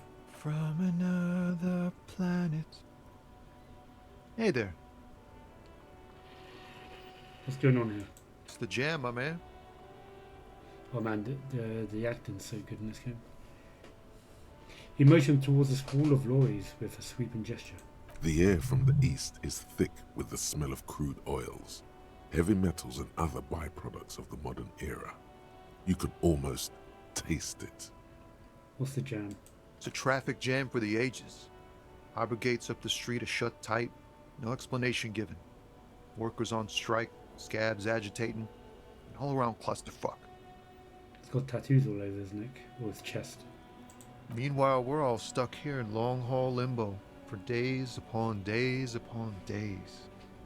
He glances south upon down the road. days. Limbo, huh? So that's where I am? Yeah, exactly. It's official. He too agrees. This is the antechamber of the afterlife. So how long have you been here?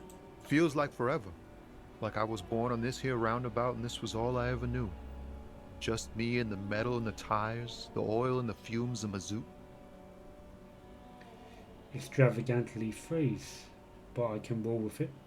I don't quite understand what you just said. Could you say it again, only a little less plodding?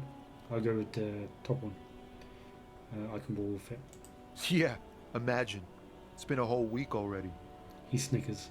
So tell me, what do you need? Care to spare some change for working stiff? Tell me about this strike. What are you hauling? What are you hauling? Oh, high-grade narcotics, illegal firearms, stuff like that. Relax. He's merely joking. Richard always wanted a friend in the underworld. Yeah, I'll do that. Keep it right. Ha! No, I'm joking, my man. Found runs a nice, clean business. This haul of cargo is mostly sporting goods. You know, tracksuits and that kind of thing. They usually get shipped to Grodd and the Occident, though we've been making headway in the Il Moran market lately. So nothing illegal then. That's your machine behind you. I could get out one of those FLAMs, tracksuits you're hauling. I could get one of those. Yeah, okay. We're pals and all, but I can't just freely hand out the merchandise. The bosses won't be happy. What's the machine behind you? This rockin' beauty. Sure is. Like a rash you can't get rid of. You interested in heavy-duty cargo machinery? A motor lorry, also called a camion, on Caillou and neighboring islands. This one looks roughed up enough to be some sort of found rust bucket. Maybe the A6? That's a foul A6 you got there. Yeah, I did it. Good eye, my man. Yup, she's an old one, but reliable. Me and her spent a long time together. So nothing illegal then? Not unless they've illegalized sports equipment while I was on the road. Right, I have another question. The man taps his fingers rhythmically against his arm. Tell me about the strike. It's like, whatever's going on over at the docks. Workers got a blockade set up, making demands, no way in or out. Going on strike would probably help you dodge a bullet or two. Maybe I should go on strike? What's the union demanding? Yeah, let's do what is the union demanding? Some pretty wild stuff, I hear. Like a giant new power crane in half the company? I forget what exactly. Good on them, I guess. I've heard talk there's a company rep in town, too. Like a strike negotiator type. They'd know what's up. Precise demands and so on. Ah, yes, from the Wild Pines. We'll meet her soon enough, I'm sure. What do you think the company wants? They want to keep that money flowing in, my man. Ka-ching. He doesn't blame them, but he's not on their side. That's for sure. Maybe I should go on strike. Maybe you should. Cops don't get paid much and the hours are long. Plus, you can get shot. Why not? The RCM is a self-managing organization that operates on donations. We promote our own leaders.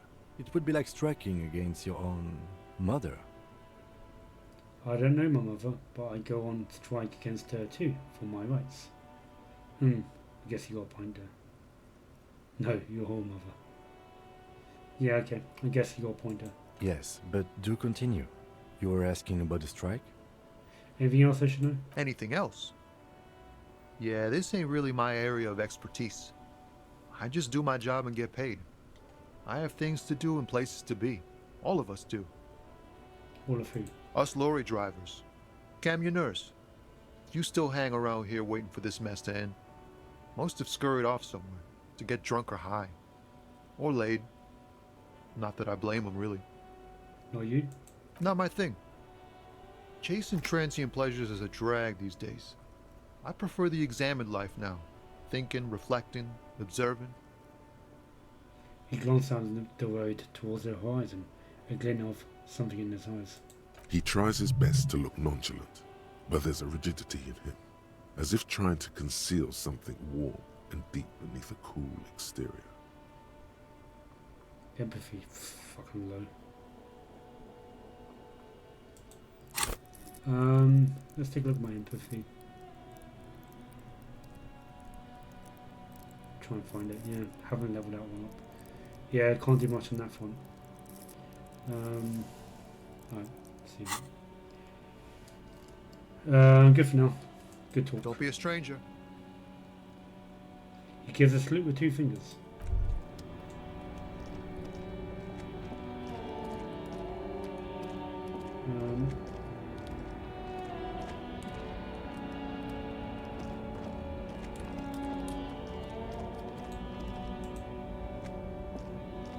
An old monument stands in the middle of the traffic island, pointing toward the sea.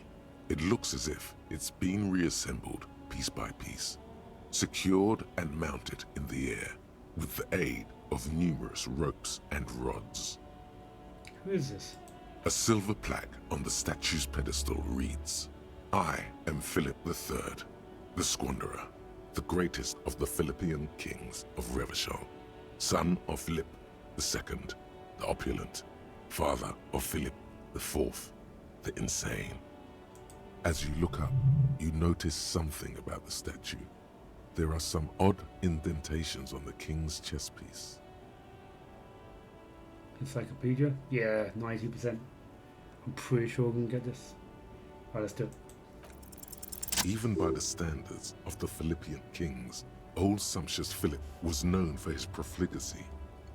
I don't know what that means. Well, He blew through the whole national treasury, starting the decline of one of the penultimate century's greatest superpowers, the suzerain of Revachol. Suzerain. His own maladministration foreshadowed the fall of the monarchy. During the anti-centennial revolution, an end to his family line and the monarchy on the Insulindian Isola. How did he manage to blow through the entire national treasury? Stories have it that he had his bedroom converted into a treasure chamber, where he stored unfathomable wealth. Krugerrands, bars of gold, ornate weaponry, armor, and various chalices. He called it the Sol Auron. It was obscene. There were whispers he slept on a huge pile of gold-dipped feathers, like some obese dragon, instead of a bed, like a normal person. I would like to sleep in gold, hustler style. The king is king and he can do anything? Wait, really? There's no way that's true? Deplorable farce, no wonder everything went to shit. Wait, really? There's no way that's true. That's what I'm going with. But wait, you haven't even heard about his fabled cocaine addiction. The what now? You see, old Philippe wasn't just good at squandering the national treasury on gold and ceremonial weaponry, he was also a prodigious snorter of nose candy.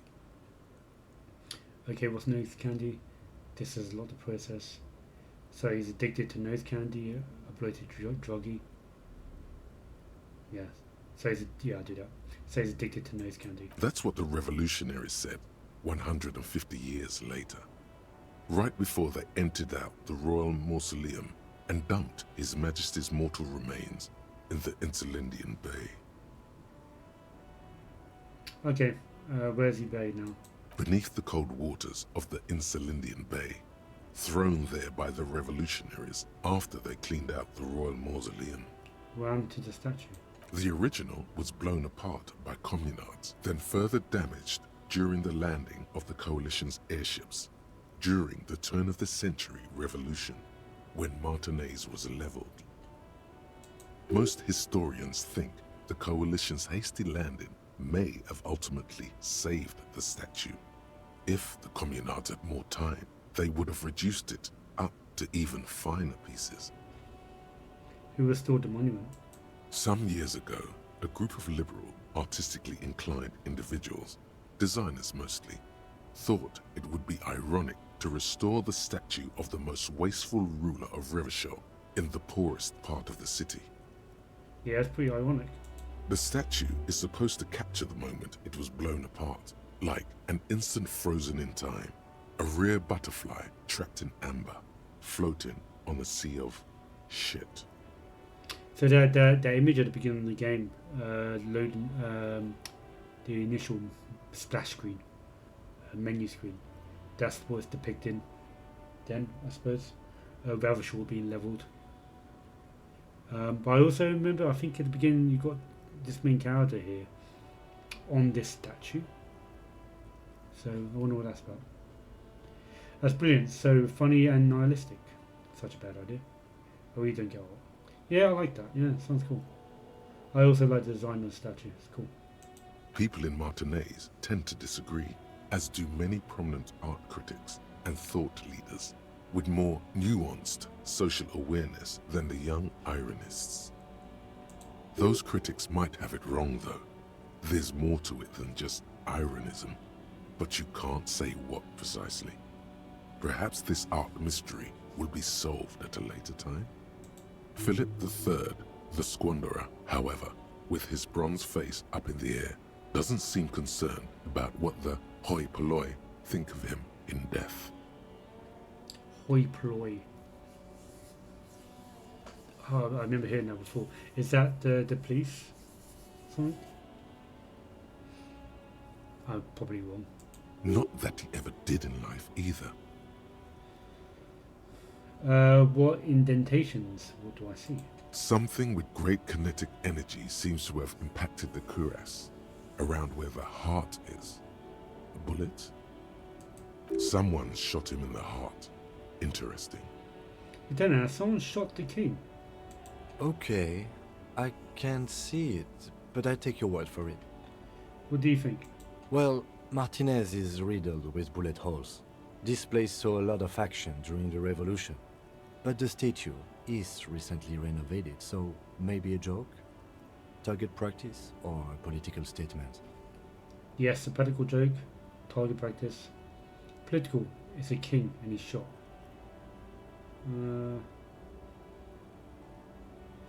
Connected to the murder? I doubt it's connected to the murder.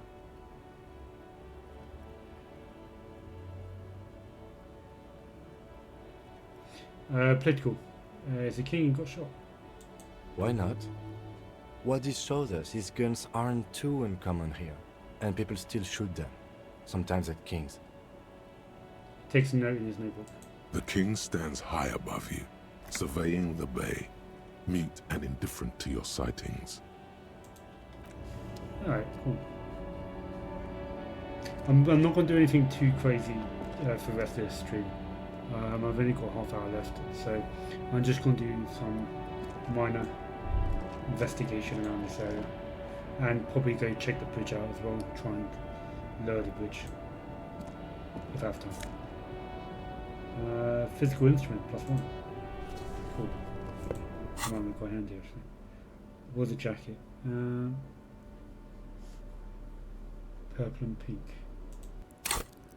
Purple and pink. So it adds ones to my psyche.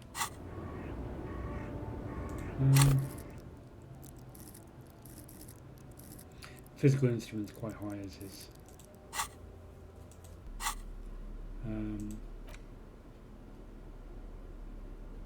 Yeah, I can increase my attack. Oh wait, no, not the jacket, the shirt. Conceptualization and suggestion.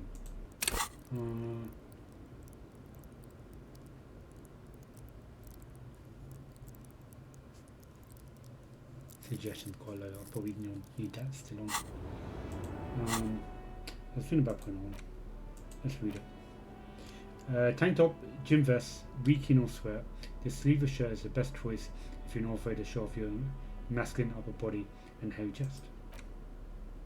Drama. Let's do the drama. My drama's really high. So I could probably sell this insane mesh tank top. Half-life is low.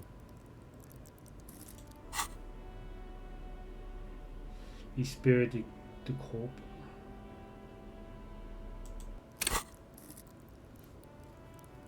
Is free, not too bad.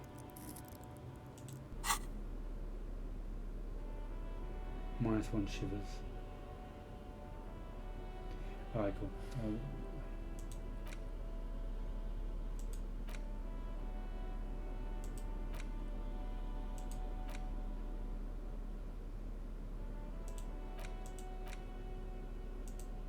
Cool. I think that's everything dead on. Right.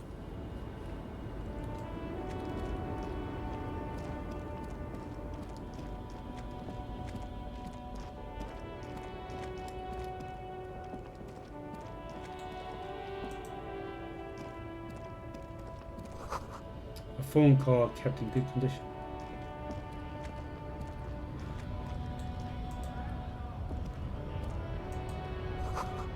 The lorries probably stored fuel for here. They stored booze. Back to the protest. I'm gonna go back to that later. A Stars Ryko, one of the finest Zhimsk-made motor carriages ever. An oldie, but a goldie. Who drives these? Not many people outside of Grad, and Revachol West too, it appears. Hey Kim, check this out. A Stash Ryko KK2. That's a classic model. Never thought I'd see another one repainted after what happened last time. Hold on, maybe I can impress him. Do I know what happened last time?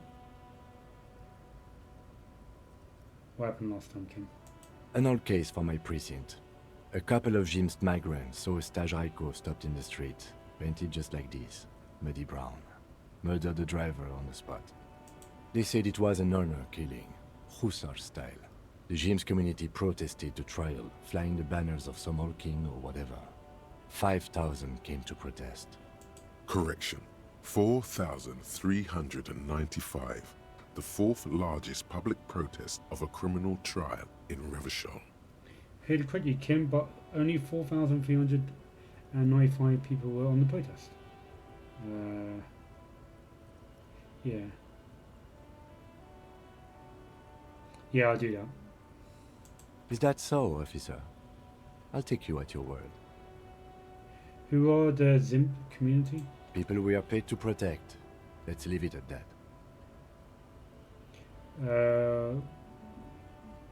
Would they sentence the killers to? 4 years for murder in Reunion. The perps were remorseful. Their sorry knocked 8 years off the sentence. That's the system. The prisons in the greater Revachol Industrial Harbour are already full. Prisoners are expensive to maintain. The longer the sentence, the larger the cost. Kim, could our hangman have been the driver of this car? Could it be another Stajrajko murder? Honestly, that just doesn't seem like the type of vehicle our dead guy would drive. So my initial guess is the two are not related. Interesting. Before we proceed, I've got an opinion on this paint job. Yes, detective? Fingerless bear, brown and black. They should have left it baby blue. They should have left it baby blue. You sure you're not James? He shares a smile with you, only for a second. Yes, you're sure you're not. Or, if you are, it's only in that Revacholian way. 4 to 5% maximum. As you got experience with that.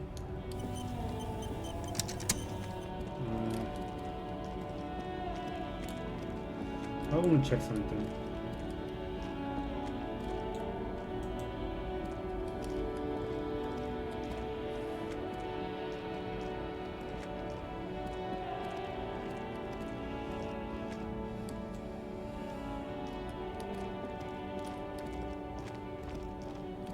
I thought that's what this way up here led to. I thought up here led to the protest.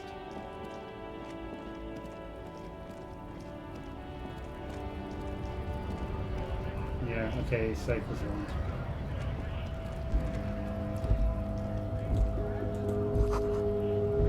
Three T's, how idiomatic. A glossy magazine, most able-bodied men. The issue hosts a top 10 list. Jump Jams, a popular Minsk mag. Or at least speaking of that guy.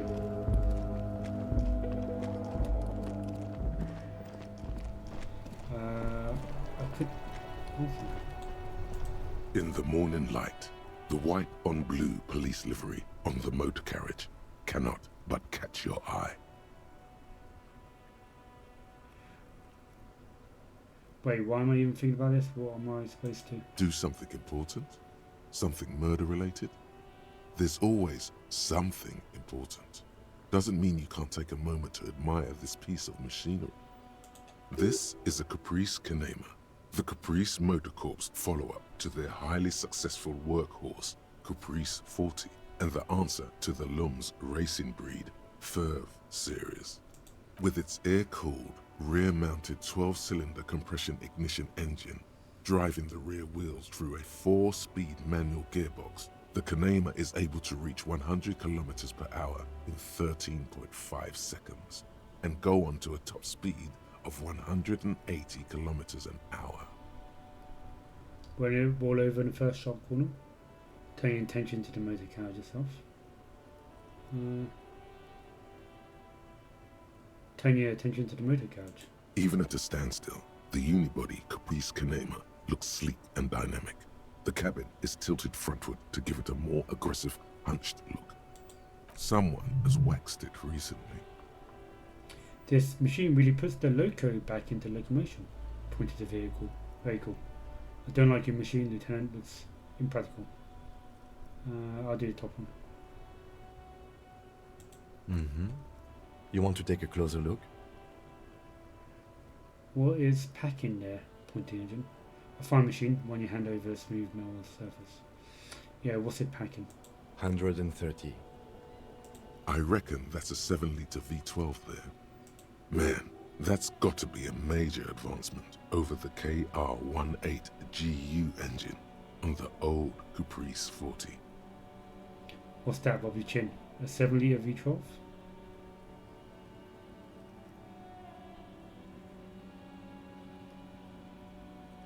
Mama is serving some serious macaroni. I thought it would make more. So I can say that's what, a 7-liter V12? It must be an advancement of the... Yeah, let's do that because the encyclopedia gave me that hidden knowledge. So it must be an advancement of the KR-18 engine on the older 40 model, right? Yeah, you know it? Lieutenant seems surprised. Just the basics: cast iron block, swirl chamber injection, dual chain driver, overhead camshafts, 12 valves per cylinder, hydraulic valve lash adjustment. Yeah. Yes, that's right. I'm very impressed that you know these things. A fine machine. Yes, an extraordinary machine. There's a gentleness in the lieutenant's voice as his eyes wander over the vehicle contours. It's nice and all, but why so modest? Put some zing into it. Flare it up. Slam it down. Helium headlights would improve the range and quality of the visual field a lot. You need to slam it, Kim, make it more imposing. Ever thought about switching to helium headlights? Yeah, I do. Actually, I have a pair at home. Just haven't gotten around to fitting them yet. I need to lay some wiring for the ballast first. If we ever get this case solved, maybe we can do it together? Yeah, that sounds good. You want to help? Thank you for the offer. That might be fun. Let's do the case first, though, alright? Yeah, I like this bonding. He liked the idea. Yeah. It's like so slow and gradual with him as well. Like, the game's really nicely paced out in terms of like character development. Alright, that's more stuff.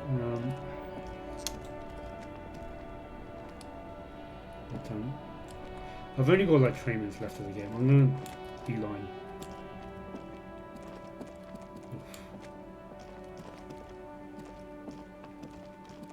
To this thing again.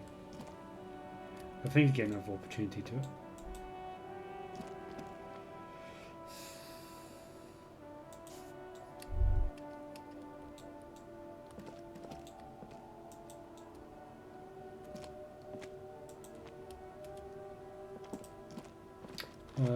Oh, yeah, zoom out.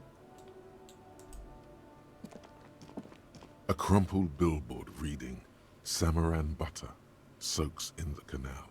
2 ugly lines mar the bright countenance of the blonde boy depicted.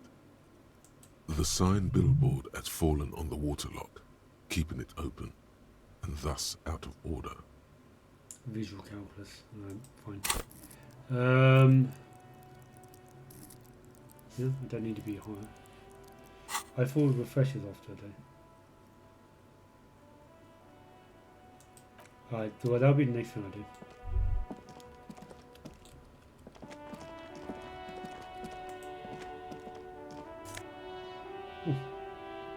Electrochemistry platform. My electrochemistry is free. And my gloves are interfacing. Yeah, no, I'll keep the gloves on. Gasoline stained fingerless gloves in navy blue. They've been worn threadbare, but being made of wool still provides some warmth and comfort.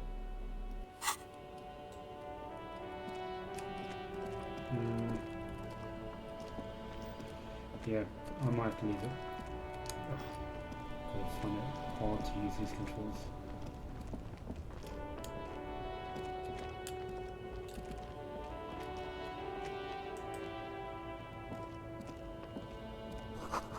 A helpline to the company that controls the drawbridge.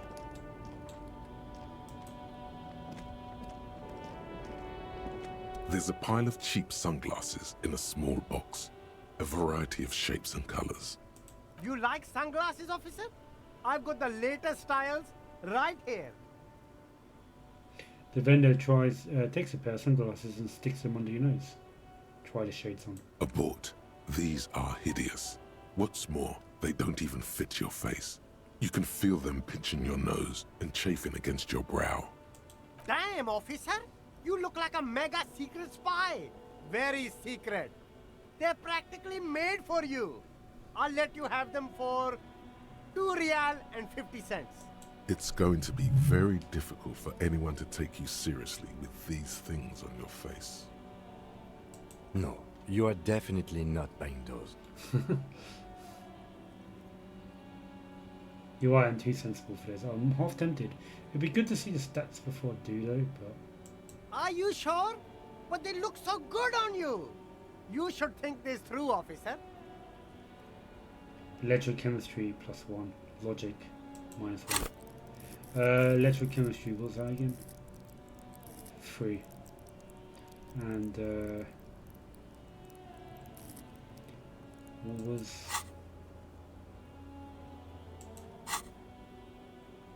Logic -1 and the blue. I can do that. I gotta save my money. I don't have much. Rummage through the box. These are all boring. Boring third-rate ho-hum sunglasses made of cheap Syrahese plastic. The kind of plastic that melts in the sun. Those UV stickers are almost certainly just there for the show. If anything, these lenses probably direct more UV light into your pupils. A UV magnifier. These are all first-rate sunglasses. Premium design, super material, very cool. UV resistant. These will definitely keep your eyes safe and cool while doing your dangerous police work.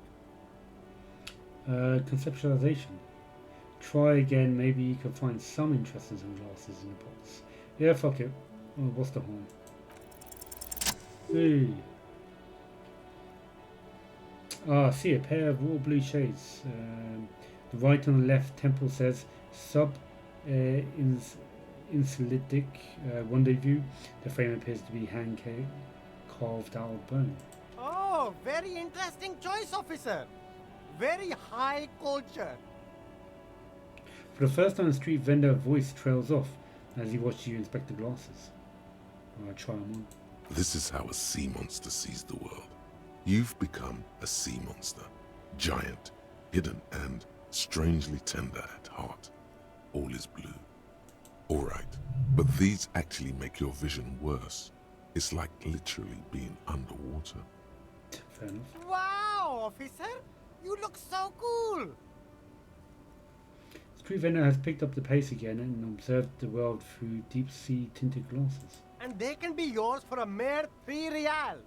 My regular customers have passed them all up because they've got no taste. But you found them. Kim, what about these? The lieutenant tilts his head and steps back, eyes narrowed in a thorough examination. It's a case to him. You look like a musician. Like a blind musician. But you could do worse. Take them if you want.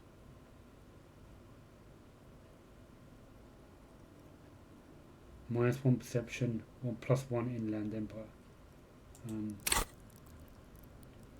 Inland empire.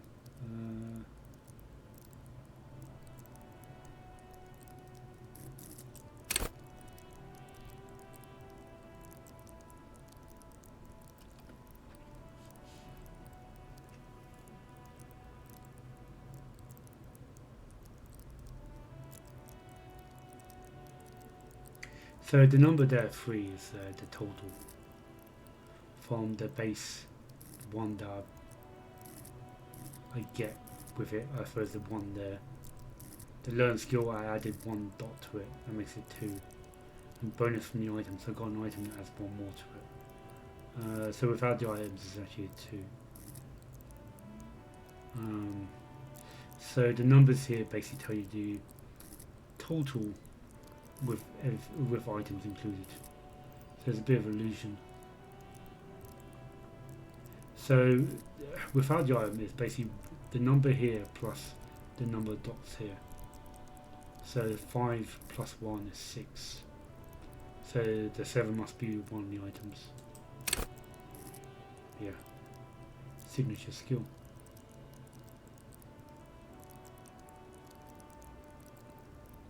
Yeah. Okay. So I should pay attention more to the dots and the number here rather than the big number, because they can change any moment. But no, it's too much. I've got to save some money. Leave for now.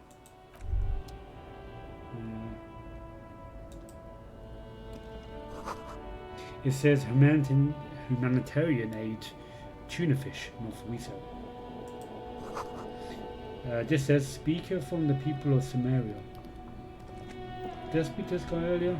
I think I did yesterday. You see a Samaran street vendor surrounded by a motley assemblage of goods. When he realizes you're looking at him, his face breaks into a wide, welcoming grin. The name Sileng is embroidered over his breast pocket. Happy shopping, officer! Everything's cool here. Gives you a thumbs up. So what's cool? Everything's cool. The goods are cool, the customers are cool, the place is cool. And one more thing, officer, you're very cool. Bang, bang, bang, bang! You feel a twitch in your index fingers. There's a finger shootout brewing. Yeah, rip me out, fuck it. Don't shoot, officer! Have we got an arrest here or just a shakedown? A shakedown. Good one, officer! This You're is a cool. funny guy! Now what can I do for you? This isn't a joke, give me money, I need money. Just kidding.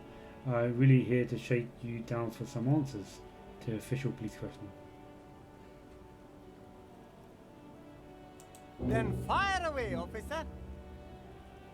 Oh, got a new fort. Rhetoric, 58, 50-50. What kind of stuff are you selling here? The food packages you're selling here have humanity aid written on them. How come? Where are you from? Sealand? Persuade, I'll do that in Cyprus. So I feel like I can fill up on this now, aren't I? Like I've only got 3 slots. Unlock. How do you unlock? Skill points.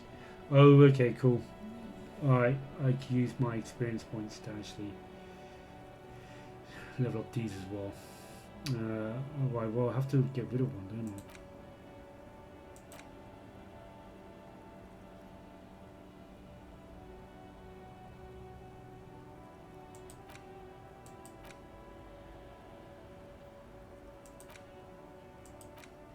There's more stuff here to read.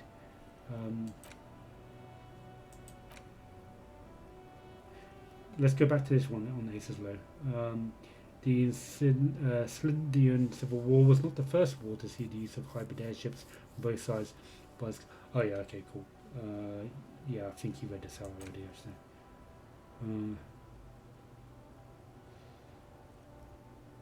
All endurance white checks unlock. Cap for endurance spaces to 4.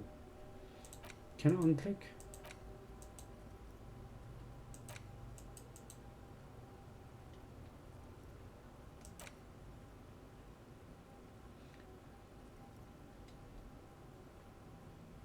Yeah, I can't see that scene at all.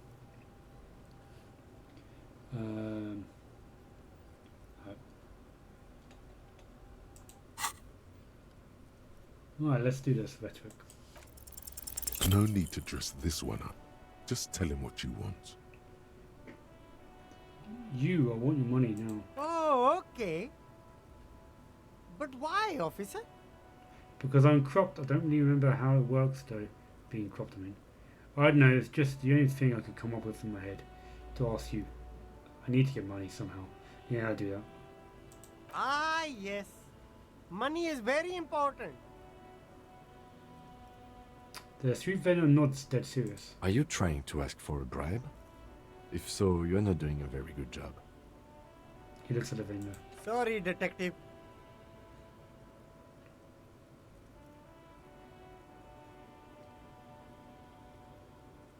Oh, I didn't realise what I was actually trying to do. Whoops. How are we doing for time? 9:55. Alright, let's go for a couple more. What kind of stuff are you selling now? Only the coolest goods in Revachol. I've got sneakers, speakers, extremely comfy pants too. Try them on right here. No shame, only freedom. Where'd you get those comfy pants? I'm an entrepreneur, officer. I've got sources, buyers, suppliers, distributors, manufacturers, wholesalers, all extremely cool and above board.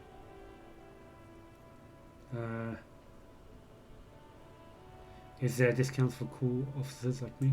No need for discounts at ceilings, officer. Everything's already on sale. Anything you want, 50% off. But did he first mark them up 100%, just so that he could put them on sale? Are those things really on sale, or did you just jack up the price first? No use prying. Fuck it. Yes, it's a business secret. Let him keep it. That's all then, let me ask you. Anything for you. The food packages you're selling have humanity aid written on them. How come? You mean these delicious pre-packaged shelf-stable meal kits? Really easy to cook, no hassle, really cheap too. Buy some, try them out. No hassle. There's a little of a hassle here, it appears. A moral hassle. Doesn't that be the idea of humanity aid? It's supposed to be free. That's what makes it humanitarian. I think one said not for resale on the packaging. Don't play games with me, Hawker. What's going on? Okay, well, if they're delicious, it's okay. Doesn't that beat the whole idea of humanitarian aid? It is! Practically free. Yours for 5 cents a piece. Rock that tuna. Why not some macaroni too? I think one said not for resale on the packet. No problem here, officer. I get all this from one of my suppliers. An extremely reputable guy. And who's this supplier? Oh, he's a good guy. I think you'd get along. I'll let you know the next time he's around. Interesting. The lieutenant whips out the blue notebook and makes a note.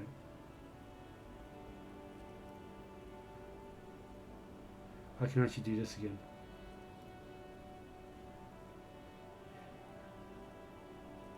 I'm not going to shake him down, even though I can pass it. Where are you from? Me? It's a boring story, officer. Who cares about the past? I'm all business now. All Revachol. This man probably comes from Seaguy, sometimes known as the Apricot Suzerainty, an archipelago in the Samaran Isola. You're from the Apricot Suzerainty? Suzerainty? Yeah.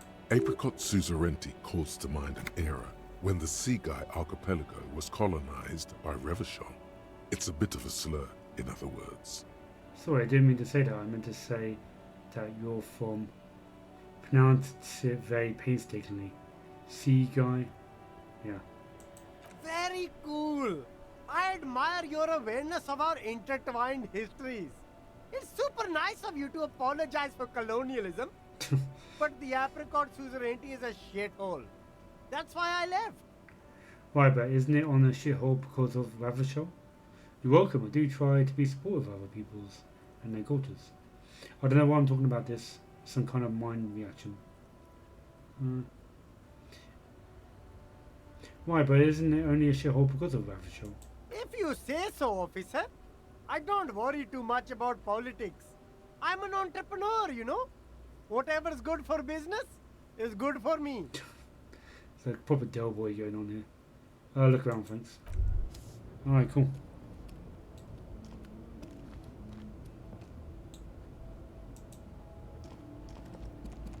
You see two lowly, defeated speakers, thralls, slaves basically, perched atop them like conquerors surveying the land.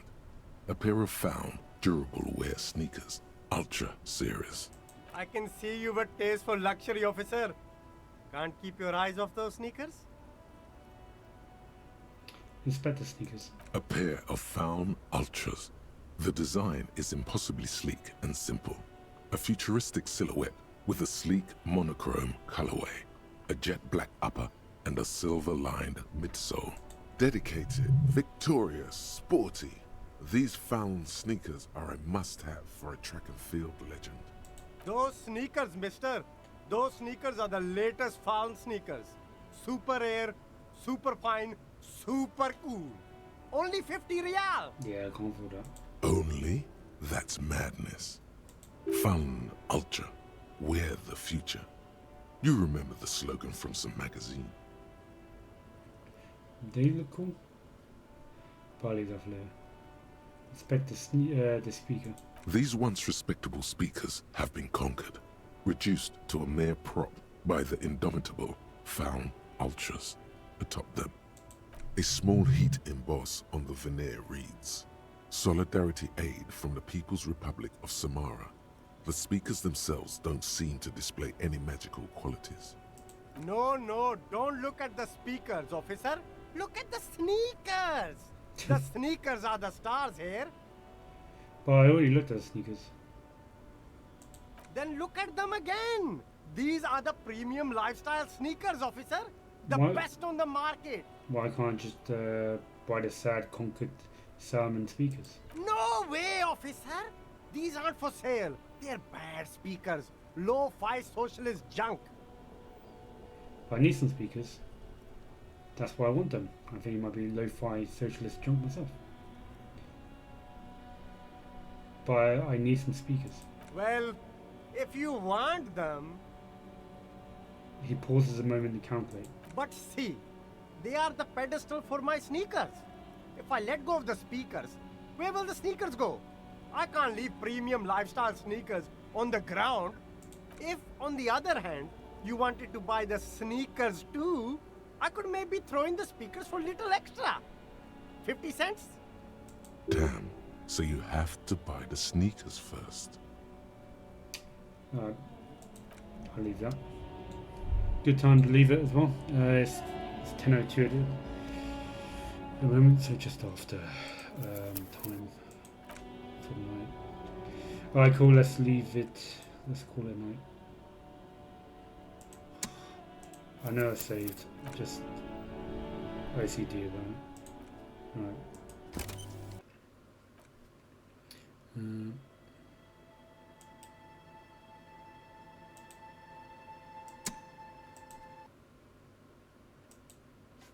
Cool.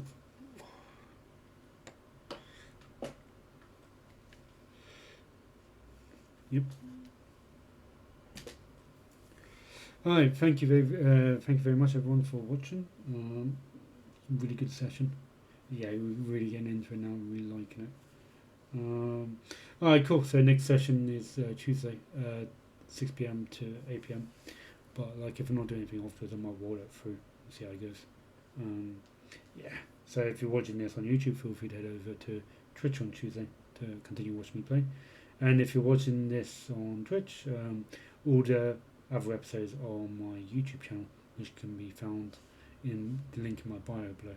So cool. Yeah. Thanks for watching, and see you guys soon.